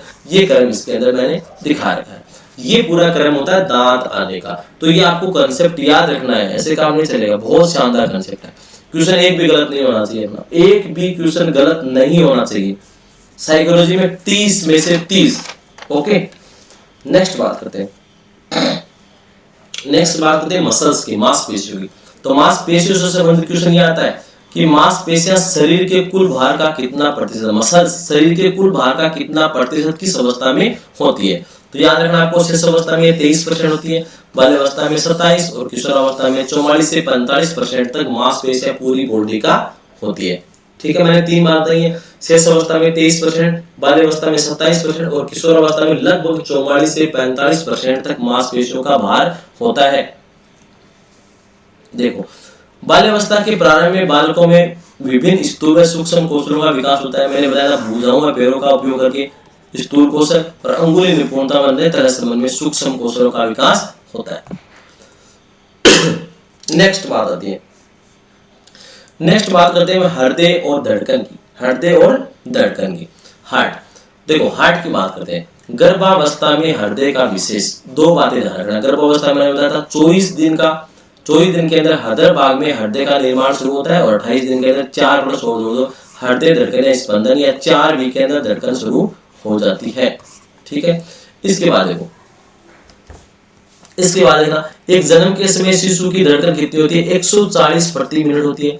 6 वर्ष के शिशु में कम हो जाती है, 100 प्रति मिनट होती है। 12 वर्ष में 80 प्रति मिनट हो जाती है और 18 वर्ष में 72 प्रति मिनट हो जाती है। गर्ल्स के अंदर 69 प्रति मिनट हो जाती है। देखो, यहाँ पर गर्ल्स के अंदर कम हो रही है 18 वर्ष के अंदर, तो ये उत्तर किशोरावस्था है। और उत्तर किशोरावस्था के अंदर मेरा बताया हुआ है 2:1 फॉर्मूला लगा। उत्तर किशोरावस्था ये होगी, ये बॉयज का होता है और इस प्रकार गर्ल्स का, ये ऊपर है तो ये नीचे, तो बॉयज ज्यादा होता है गर्ल्स की तुलना में। तो देखो, ये उत्तर किशोरावस्था की बात हो रही है 18 वर्ष। तो देखो, बॉयज के अंदर ज्यादा रहती है, फास्ट रहती है हृदय बीट 72 प्रति मिनट और गर्ल्स के अंदर 69 प्रति मिनट रहती है। एक शिशु की जो धड़कन होती है वो फास्ट होती है एक वयस्क की तुलना में, एक वयस्क से लगभग दुगुनी होती है। एक वयस्क के अंदर कितनी होती है? 72 प्रति मिनट होती है और गर्ल्स के अंदर 69 होती है और एक शिशु के अंदर 140 प्रति मिनट होती है, 140 प्रति मिनट होती है। ये बात आपको ध्यान में रखनी है, बहुत इंपॉर्टेंट बात है ये। यानी एक शिशु की होती है 140, उसके बाद आपको 100 याद रखना है, 80, फिर आपको 72, फिर आपको 69। बस ये बॉयज गर्ल्स की होगी 18 में, ये एक शिशु की, ये 6 माह में, ये 12 माह में, 6 वर्ष और 12 वर्ष। बिल्कुल बहुत इजी है। ठीक है। एक एथलीट की होती है 65 से 68 प्रति मिनट, 65 से 68 प्रति मिनट। ठीक है, बात करते हैं एक नवजात शिशु के हृदय की धड़कन एक स्वस्थ वयस्क की तुलना में प्राय दुगुनी होती है। दुगुनी होती है, वयस्क की 72 प्रति मिनट होती है और शिशु की होती है 140 प्रति मिनट। एक एथलीट की हृदय बीट स्वस्थ वयस्क की तुलना में प्राय धीमी होती है। स्वस्थ वयस्क की तुलना में 65 से 68 प्रति मिनट होती है, लेकिन स्वस्थ वयस्क की होती है 72 प्रति मिनट और गर्ल्स की होती है 69 प्रति मिनट। और यहाँ पर एथलीट की होती है 65 से लेकर 68 प्रति मिनट। तो आपको इसके अंदर क्या ध्यान रखना है? शिशु की हृदय धड़कन 140 प्रति मिनट होती है, सबसे ज्यादा होती है, जो और वयस्क की होती है 72 प्रति मिनट, यानी वयस्क के तुलना में लगभग डबल होती है। तो ये बात ध्यान रखनी। एथलीट की होती है 65 से 68 प्रति मिनट, जो वयस्क की तुलना में कम होती है। ये बात आपको इसमें ध्यान रखने, बहुत ही शानदार फैक्ट ये है। ठीक है, इसके बाद एक अवस्था आती है जिसे बोलते हैं यौवनारंभ काल। बहुत ही इंपॉर्टेंट यहाँ से क्वेश्चन बनते हैं, बहुत ही इंपॉर्टेंट यहाँ से क्वेश्चन बनते हैं। यौवनारंभ काल या प्यूबर्टी बोला जाता है या वय संधि काल बोला जाता है। इसे वय संधि काल क्यों बोलते हैं? देखो पहले आती है शैशवावस्था, फिर आती है बाल्यावस्था, उसके बाद आती है किशोरावस्था। शैशवावस्था से जनरली 6 से 12 और 12 से 18। अब देखो, बाल्यावस्था को मैं 2 भागों में बांटता हूँ, पूर्व बाल्यावस्था, उत्तर बाल्यावस्था। किशोरावस्था को पूर्व किशोरावस्था, उत्तर किशोरावस्था। अब देखो, ये इतने इसको डिवाइड कर दिया है। ठीक है, तो उत्तर बाल्यावस्था, दोबारा से बताता हूं यहां पर आपको, ये मैंने डिवाइडेशन कर दिया है। अब देखो, बाल्यावस्था किशोरावस्था की बात कर रहे हैं। बाल्यावस्था को मैंने 2 भागों में बांट दिया, पूर्व बाल्यावस्था, उत्तर बाल्यावस्था। ठीक है, पूर्व बाल्यावस्था की अवधि होती है 6 से 12, तो ये हो गया 6 से 9 और ये हो गया 9 से 12। किशोरावस्था, पूर्व किशोरावस्था, उत्तर किशोरावस्था। किशोरावस्था 12 से 18 वर्ष होती है, तो इसको मैं डिवाइड करता हूँ 12 से 15 और इसको डिवाइड करता हूँ 15 से 18। अब देखो, वय संधि काल या प्यूबर्टी काल क्या होता है? तो देखो, ये दोनों अवस्था है ना, ये दोनों अवस्था मतलब उत्तर बाल्यावस्था, और पूर्व किशोरावस्था का मिला जुला काल, शुरुआती काल क्या कहलाती है? प्यूबर्टी या लैंगिक परिपक्वता या वयसंधि काल कहलाता है। देखना, ये बालकों में ये अवस्था 11 से 17 वर्ष और बालिकाओं में 11 से 15 वर्ष तक की अवधि होती है। देखो उत्तर बाल्यावस्था स्टार्ट होती है 9 से और पूर्व किशोरावस्था खत्म होती है 15 वर्ष। तो 9 से 15 वर्ष का काल हो गए, 9 से लेके 15 वर्ष का काल हो गया। तो देखो ये पूरी इसी के अंदर लगभग आ जाती है, इसलिए इसे बोला जाता है प्यूबर्टी। वय संधि बोलते हैं कि दो अवस्थाओं को आपस में जोड़ती है, तो इसलिए बोलते हैं इसे वय संधि काल। इसके अंदर क्या होता है? शारीरिक परिवर्तन होते हैं, लैंगिक परिपक्वता आ जाती है अचानक। यौनारंभ बोला जाता है इसीलिए, यानी लैंगिक परिपक्वता आने का मतलब इसके अंदर बालक व बालिकाओं के अंदर आवाज में परिवर्तन होना, कुछ हार्मोन्स का सिक्रेशन होना, इसके अलावा दाढ़ी, चेहरे पर दाढ़ी मूंछ का आना और विशेष प्रकार के हार्मोन जनरेट, ये परिवर्तन आने के कारण, यौवन से संबंधित परिवर्तन आने के कारण इससे यौवनारंभ या प्यूबर्टी काल और दो अवस्थाओं का मिला जुला रूप होने का कारण इसे वयसंधि काल या लैंगिक परिपक्वता आने का प्यूबर्टी काल कहा जाता है। तो बालकों में यह अवस्था होती है 11 से 17 वर्ष की अवधि में और बालिकाओं में होती है 11 से 15 वर्ष की अवधि में। प्यूबर्टी लैंगिक परिपक्वता बाल्यावस्था के अंत और किशोरावस्था की शुरुआत को इंगित करता है, जो संवर्ती दर व लैंगिक विशेषताओं में ही आकस्मिक परिवर्तनों द्वारा परिभाषित होती है। यानी लैंगिक विशेषताओं में आकस्मिक परिवर्तन होते हैं, आकस्मिक हार्मोन्स का जनरेशन होता है, परंतु प्यूबर्टी अचानक उत्पन्न होने वाली घटना नहीं है, बल्कि एक कर्मिक प्रक्रिया। मैंने ये बताया, कोई भी घटना होती है विकास की, वो अकस्मात परिवर्तन नहीं होते हैं, बल्कि विकास एक संचयी प्रक्रिया का सिद्धांत पे कार्य करता है। पहले उसके अंदर कुछ जुड़ता जाता है, उसके बाद उसके अंदर अचानक परिवर्तन अपने को दिखाई देते हैं। तो विकास एक संचयी प्रक्रिया का सिद्धांत है, इनमें आकस्मिक परिवर्तन ये नहीं होते, पहले की घटना के अंदर चलते रहते हैं।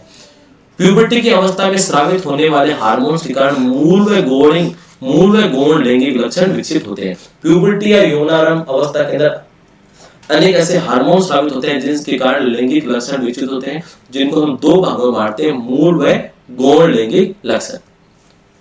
देखो, मूल लैंगिक लक्षण को हम प्राइमरी प्राथमिक लैंगिक लक्षण भी बोल सकते हैं और गौण लैंगिक लक्षण को हम द्वितीयक लैंगिक लक्षण भी कहा जा सकता है। देखो, मूल लैंगिक लक्षण ऐसे होते हैं जो प्रत्यक्ष रूप से प्रजनन रिप्रोडक्शन से जुड़े होते हैं, प्रत्यक्ष रूप से जनन या प्रजनन या रिप्रोडक्शन जुड़े होते हैं, जिसके अंदर हमारे आ जाएंगे हार्मोन्स, बॉयज एंड गर्ल्स के हार्मोन्स इसके अंदर आ जाते हैं। ठीक है, हार्मोन्स की बात करें तो नर के द्वारा स्रावित होने वाले हार्मोन्स है टेस्टोस्टेरोन। याद रखना, ये एग्जाम 3rd ग्रेड के एग्जाम में पूछा गया क्वेश्चन है।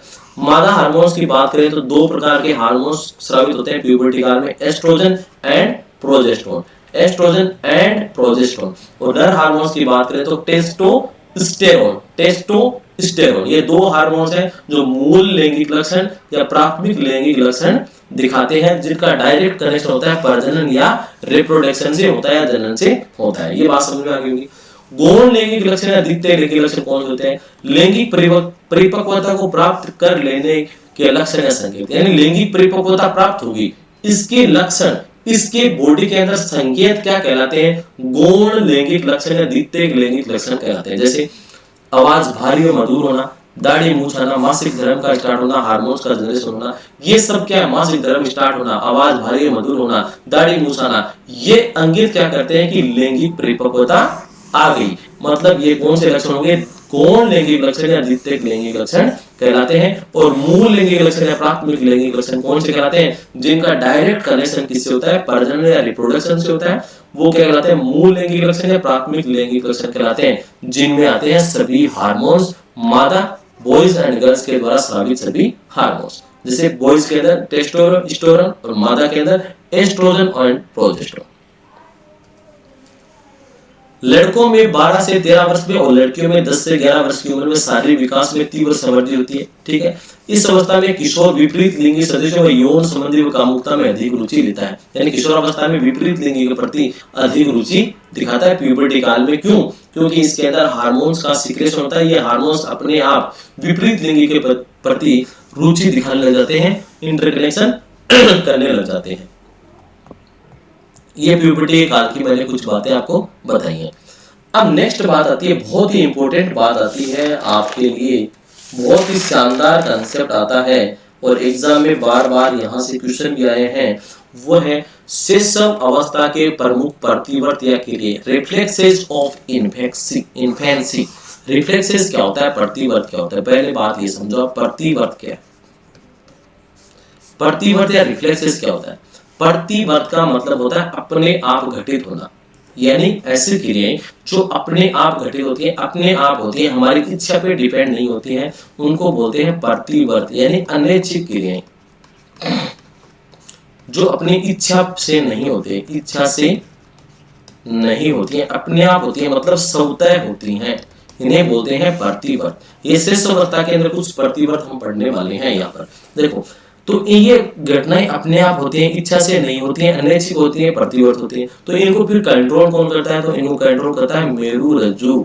और ये मेरु रज्जु किसका पार्ट है? तो ये सीएनएस का पार्ट है, जिसे बोलते हैं केंद्रीय तंत्रिका तंत्र। ये हम मेंटल डेवलपमेंट में बहुत अच्छे से पढ़ चुके हैं और रिवाइजन क्लास में भी पढ़ने वाले हैं इसको बहुत अच्छे से, ठीक है। तो प्रतिवर्त की बात आपको समझ में आई होगी। प्रतिवर्त का अर्थ क्या है? ऐसी घटनाएं, ऐसी क्रियाएं जो अपने आप होती है, अपने आप घटित होती है, हमारी इच्छा पर डिपेंड नहीं करती है, स्वतः होती है, अनैच्छिक होती है, इन्हें बोलते हैं प्रतिवर्त बोलते हैं, रिफ्लेक्सेस बोलते हैं। इनका संचालन कौन करता है? तो मेरु रज्जु करता है। मेरु रज्जु किसका पार्ट है? सीएनएस का पार्ट है, केंद्रीय तंत्रिका तंत्र का पार्ट है। देखो, प्रतिवर्त का सामान्य अर्थ होता है अनैच्छिक क्रिया, अपनी इच्छा से नहीं होती है, जो किसी विशेष प्रकार के उद्दीपन के तुरंत बाद घटित होती है। किसी प्रकार का उद्दीपन उसके तुरंत जस्ट घटित होती है। जैसे मान लो हमारी अंगुली के अंदर कुछ करंट लग जाए, या गर्म वस्तु अपने टच हो जाए, गर्मी का एहसास हो जाए, गर्म वस्तु टच हो जाए या करंट लग जाए, तो अचानक अपना हाथ क्या होता है? हट जाता है, उस स्थान से घटित हो जाती है। यानी विशेष उद्दीपन के प्रति तुरंत घटना घटित होती है, जो अपनी इच्छा पर डिपेंड नहीं होती है। उनका कंट्रोल कौन करता है? मेरु रज्जु करता है, ठीक है। ये अनैच्छिक क्रियाएं कहलाती हैं, प्रतिवर्त कहलाता है। ये अनैच्छिक क्रियाएं मेरु रज्जु सीएनएस से संकेत ग्रहण कर संपादित होती हैं। इन क्रियाओं का प्रारंभ कहां से होता है? शेषावस्था से प्रारंभ होता है। इन प्रतिवर्त का प्रारंभ कहां से होता है? शेषावस्था से होता है। तो ये प्रतिवर्त देखने वाले हैं। ये प्रतिवर्त दो प्रकार के होते हैं। ये प्रतिवर्त कितने प्रकार के होते हैं? दो प्रकार से चलते हैं। एक तो होता है जीवन पर्यंत चलने वाले, और एक होता है कुछ समय के लिए चलने वाले। जीवन पर्यंत चलने वाले जैसे कुछ परिवर्तन, जैसे खांसना, पलक झपकाना जीवन पर्यंत चलता है। पलक झपकाने में अपनी इच्छा का कुछ नहीं है, खास नहीं करते, अपनी इच्छा से नहीं कर सकते, ये प्रतिवर्त है, लेकिन ये जीवन पर्यंत चलते हैं। कुछ प्रतिवर्त कुछ समय के लिए चलते हैं। कुछ प्रतिवर्त मस्तिष्क की कार्य प्रणाली के परिपक्व होने तथा व्यवहार पर ऐच्छिक नियंत्रण करने पर विलुप्त हो जाते हैं। जैसे जैसे मस्तिष्क परिपक्व होता है और व्यवहार पर अपना ऐच्छिक नियंत्रण स्थापित हम कर लेते हैं, तो ये विलुप्त हो जाते हैं। यानी मस्तिष्क विकसित होता है तो शारीरिक विकास भी होता है, यानी तंत्रिका तंत्र परिपक्व होता है तो सूक्ष्म घोंसलों का विकास होने लगता है। तो ये प्रतिवर्त पर अपन ऐच्छिक नियंत्रण पा लेते हैं। तो ये प्रतिवर्त कुछ समय के बाद में अपने आप विलुप्त हो जाते हैं और कुछ जीवन पर्यंत चलते रहते हैं। अब बात करते हैं इंपॉर्टेंट प्रतिवर्तों की, रिफ्लेक्सेस की। तो फर्स्ट बात करता हूं मैं मोरो प्रतिवर्त, बहुत इंपॉर्टेंट है एग्जाम के पर्पज से। आरपीएससी थर्ड ग्रेड के अंदर ये क्वेश्चन पूछा जा चुका है। मोरो प्रतिवर्त क्या होता है? Moro reflex. मोरो का मतलब होता है, मोरो मतलब मोर, मतलब तेज, यानी तीव्र शोर। देखो इमेज के अंदर दिखा रहा है, एक बच्चे के तीव्र शोर हो रहा है, तीव्र शोर से बच्चा परेशान है। बच्चा क्या करता है? अपनी कमर को मोड़ता है। तीव्र शोर में बच्चा अपनी कमर मोड़ता है, ठीक है। कमर मोड़ते हुए भुजा को आगे की ओर फैलाता है, भुजा को आगे की ओर फैलाता है, कमर मोड़ के भुजा को आगे की ओर फैलाता है और फिर अपनी भुजाओं को एक साथ लाता है। कुछ पकड़ रहा है, जैसे कुछ पकड़ रहा है, तीव्र शोर होता है तो बच्चा अपनी कमर मोड़ता है और भुजाओं को आगे की तरफ फेंकता है कि जैसे कुछ पकड़ रहा है। इसे बोलेंगे मोरो प्रतिवर्त, मोरो रिफ्लेक्स। जैसे कि बच्चा है, तीव्र शोर हो रहा है, देखो कमर के अंदर कुछ, कमर को मोड़ेगा और भुजाओं को आगे की तरफ लाएगा, कानों के ऊपर लेने के लिए, कि कुछ पकड़ रहा है। इसे बोलेंगे मोरो प्रतिवर्त। कान पकड़ रहा है, कानों के आगे हाथ लगा रहा है तीव्र शोर से बचने के लिए, तो इसे बोलेंगे मोरो प्रतिवर्त सॉरी, यह मोरो रिफ्लेक्स। ये अपने आप घटना घटित हो रही है। बच्चा समझदार नहीं है इतना, 2 से 5 माह के बच्चे में इतनी समझ नहीं है कि तीव्र शोर हमारे कानों के लिए हानिकारक है, तो ये अपने आप घटित हो रही है। मेरु रज्जु इसको संपादित कर रहा है, इसलिए इसे बोलेंगे अनैच्छिक क्रिया या प्रतिवर्त। कौन सा प्रतिवर्त? मोरो मतलब तीव्र शोर, यानी मोरो रिफ्लेक्स, इसे बोलेंगे मोरो रिफ्लेक्स। ये 2 से 5 माह में शुरू होती है, ये देखने वाले हैं, और 5 माह के बाद विलुप्त हो जाती है।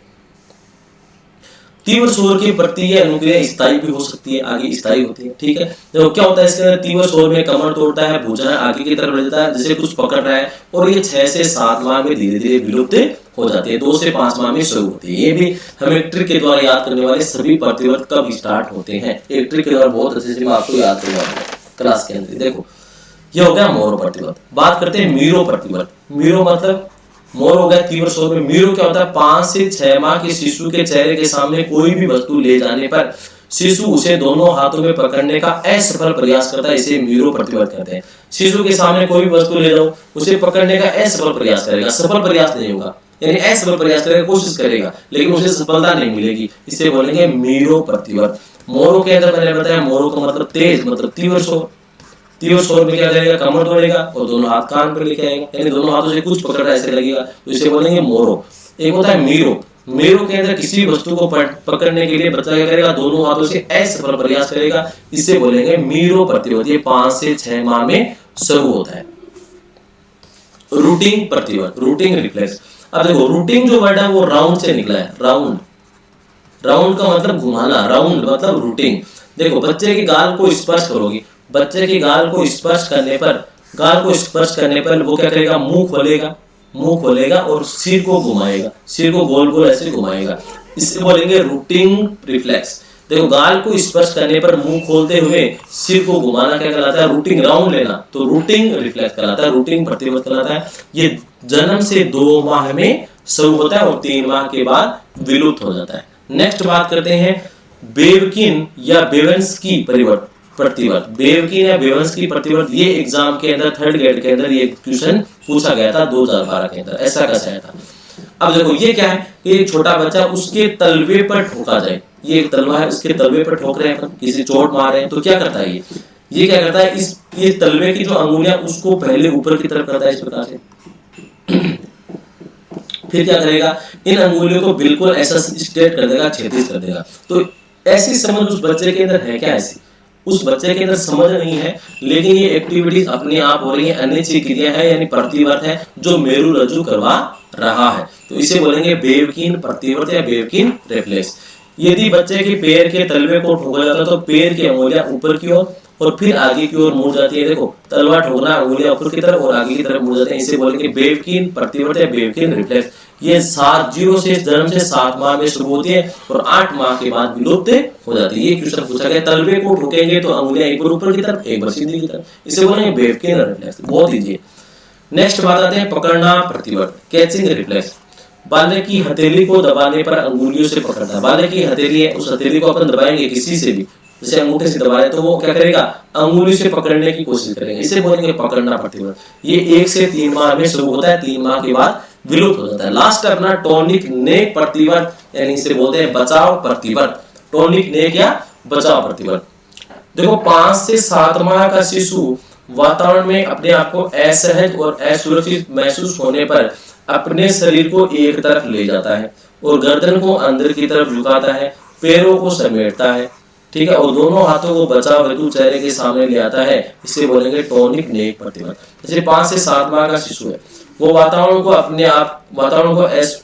अंदर अपने आप को असुरक्षित महसूस करने पर अपने को एक साइड ले जाता है, ठीक है, एक साइड गया, एक तरफ गया, फिर क्या करता है, गर्दन को अंदर की तरफ लेता है, डर लग रहा है उसको, गर्दन के अंदर की तरफ लेता है, फिर क्या करता है, पैरों को समेटता है कि पैरों को कोई काट नहीं ले, पैरों को कोई डंक नहीं मार दे, पैरों को समेटता है, और फिर क्या करता है, दोनों हाथों को चेहरे के सामने इस प्रकार से लेके आ जाता है कि अब मेरे को कोई नहीं देख रहा है, उसको कुछ भी नहीं दिखाई देता है, तो बच्चा क्या करता है, अंतर्मुखी व्यक्तित्व रखता है, तो बच्चा क्या करता है, मेरे को कुछ नहीं कोई नहीं देख रहा है, तो आंखों के सामने हाथ लेके आ जाता है, यानी बचाव मुद्रा में आ जाता है, इसे बोलेंगे टॉनिक नेक प्रतिवर्त या बचाव प्रतिवर्त। देखो यही मैंने बताया पूरा, टॉनिक नेक प्रतिवर्त या बचाव प्रतिवर्त।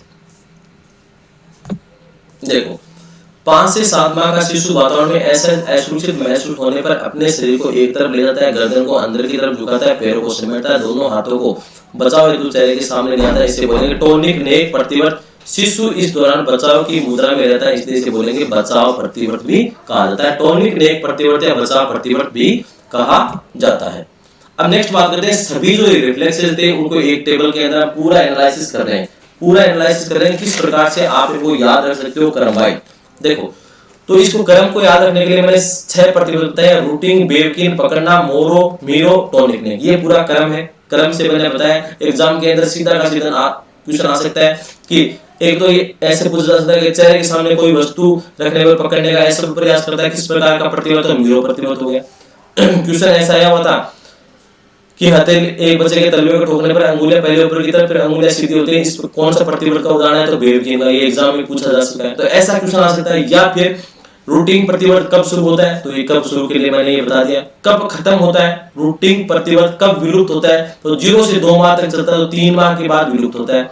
0 से 7 माह तक चलता है तो 8 माह के बाद विलुप्त होता है। इस प्रकार से आप कर सकते हो। इनको याद कैसे रखोगे, कंटिन्यू इसको कैसे याद रखना है आपको, तो इसके लिए आप इसके लिए देखना किस प्रकार से आप कंटिन्यू इसको याद रख सकते हो। तो देखो पहले तो आपको एक सूत्र याद रखना, आरबीसी सेल होती है, RBC red blood cell blood के अंदर पाई जाती है। आरबीसी मोटी होगी, आरबीसी मोटी, आरबीसी मोटी, ठीक है। तो कैसे याद रखोगे, आरबीसी मोटी, एमओ और एमआईटी, एमओ एमआईटी याद रखना। ऐसे मोटी की स्पेलिंग ऐसे याद रखोगे, एमओ एमआई और टी, ये सभी रिफ्लेक्सेस हो गए सीरियल वाइज, ठीक है। देखो R for rooting, B for Babkin और सी फॉर कैसे पकड़ना, एम मतलब मोरो, एम आई मतलब मीरो, टी फॉर टॉनिक नेक प्रतिवर्त, ठीक है। याद हो गया आपके। इनका पूरा क्रम चलता रहता है। देखो सबसे पहले आता है रूटिंग पर 0 से 2 माह, फिर 0 से 7 माह, 1 से 3, 2 से 5, 5 से 6, 5 से 7, ये क्रम भी पूछा जाता है। इनके से प्रतिवर्त आने का क्रम है, तो रूटिंग बेवकिन पकड़ना, मोरो मीरो टॉनिक ने, ऐसा क्रम का क्वेश्चन भी आ सकता है आपके एग्जाम में। तो आपको याद रखना आरबीसी मोटी, आरबीसी एमओ एमआईटी, ठीक है। अब इनका आपको ये सन, ये टाइम जो है ये कैसे आप याद कर सकते हो, टाइम कैसे याद करोगे ये और देख लो आप। ये समझ में आ गई इतनी बात। अब आपको टाइम कैसे याद करना, देखो आपको लिखना है, नंबर लिखना 0 1 2 3 5 6 एंड 7, ठीक है। क्रम याद रख लिया आपने, क्रम लिख दिया। अब देखो आपको पहले चलना है 0 से लेके 7 पे, चल के 0 से लेके 7 पे चलना है। फिर 1 से चलना है आपको, 1 छोड़ दो 3 पे, फिर 2 को एक छोड़ दिया आपको, 3 छोड़ दिया आपने 5 पे चले, फिर 5 पे आ गया, 5 से फिर चलना आपको 6 पे, और फिर चलना आपको 5 से चलना आपको 6 पे चल दिया, फिर 5 चलना आपको 7 पे। ये आपके सभी कंप्लीट हो गए।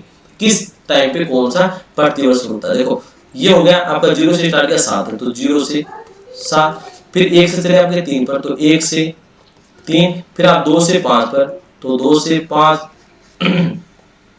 फिर 5 से 6 और 5 से 7, 5 से 6 और 5 से 7। ये आपको क्रम पता, आपका क्रम का पता आपको, तो क्रम आप याद रख सकते हो। आपको याद रखना रूटिंग का याद रखना 0 से 2, उसके बाद 0 से 7 आ गया, 0 से 7 आ गया, बेवकिन आ गया, उसके बाद 1 से 3 आ गया, कैचिंग आ गया, 1 से 3 आ गया, फिर आ गया एमओ, मोरो आ गया, 2 से 5 आ गया, उसके बाद आ गया मीरो आ गया, 5 से 6 आ गया, उसके बाद आ गया टॉनिक ने 5 से 7। इस प्रकार से आप क्रम याद रख सकते हो, बहुत इजी वे में, बहुत इजी वे में और बहुत सिंपली तरीके से आप इनका क्रम याद रख सकते हो। एग्जाम में क्वेश्चन कैसा भी है आपका गलत नहीं होने वाला है। चाहे आप यहाँ से आपको कॉन्सेप्ट पूछे कि चेहरे के सामने कोई वस्तु लाने पर बच्चा उसे पकड़ने का ऐसा प्रयास करता है, इनमें से कौन सा प्रतिवर्त, मोरो, मीरो, मिंटो, टॉनिक ने, तो बताया मीरो। यदि बच्चे के तलवे में ठोका जाए पहले अंगुली ऊपर की तरफ फिर अंगुली सीधी, कौन सा प्रतिवर्त, बेवकिन। यदि आपसे क्वेश्चन पूछा जाए कि शिशु में आने वाले प्रतिवर्तों का क्रम है रूटिंग, बेवकिन, पकड़ना, तो आप कर दोगे आरबीसी मोटी, आरबीसी एमओ एमआईटी। इस प्रकार से आप क्रम में निकाल सकते हो। निम्न में से कौन सा प्रतिवर्त कब स्टार्ट होता है, कब शुरू होता है, रूटिंग प्रतिवर्त कब शुरू होता है, तो आप इस सूत्र से कर सकते हो। 0 1 2 3 5 4 ले लेना आपको, 0 1 2 3 5 6 7, यानी पहले 0 से 7 तक जाना है, पहले 0 से 7 तक जाना है, पहले आपको 0 से 7 तक जाना है, ये चले गए आप।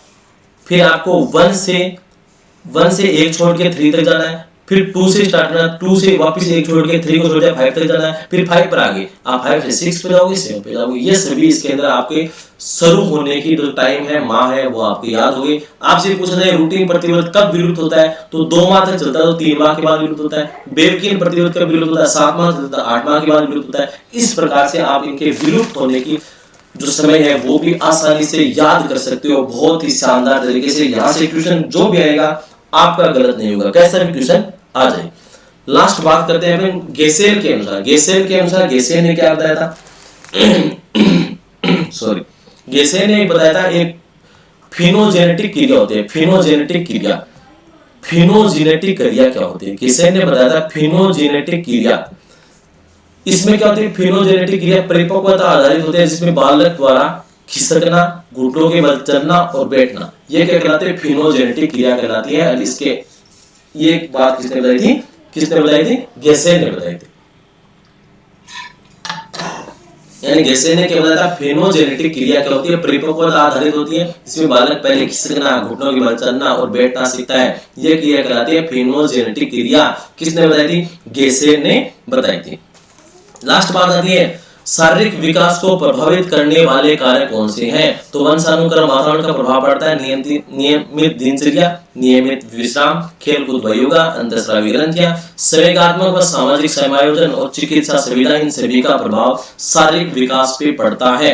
शिक्षक व विद्यालय का प्रभाव सबसे कम रहता है। शिक्षक व विद्यालय का प्रभाव शारीरिक विकास पे सबसे कम रहता है, ये बात भी आपको ध्यान रखनी है। तो यहाँ से भी क्वेश्चन आ सकता है कि निम्न में से शारीरिक विकास को प्रभावित सबसे कम कौन करता है?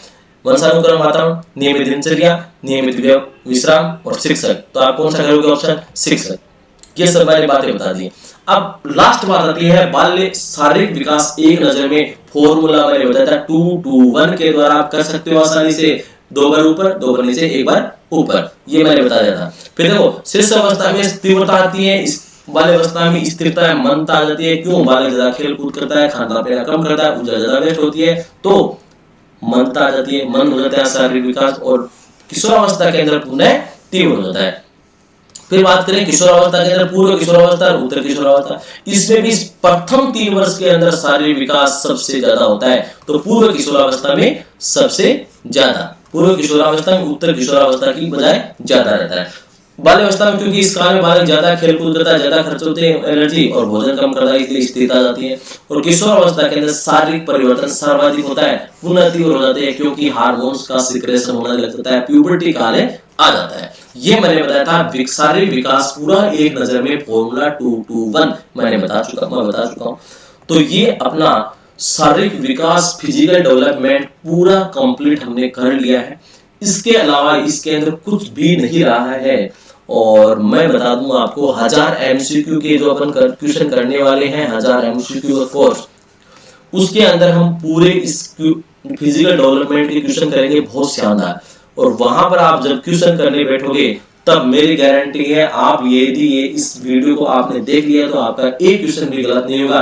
और रीट एग्जाम के अंदर कैसा भी क्वेश्चन चाहे फिजिकल डेवलपमेंट के अंदर आए तो आप सही करने वाले हो। मिशन रीट 2020 वाले विद्यार्थी सभी सही करने वाले हैं।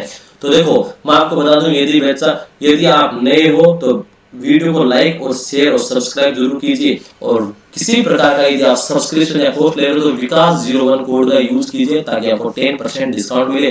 तो मेरे को बताइए, जल्दी बताइए, आज का फिजिकल डेवलपमेंट का टॉपिक आपको कैसा लगा? जल्दी कमेंट बॉक्स के अंदर लिख के बताइएगा मेरे को कैसा लगा अपना आज का physical development, complete physical development का टॉपिक।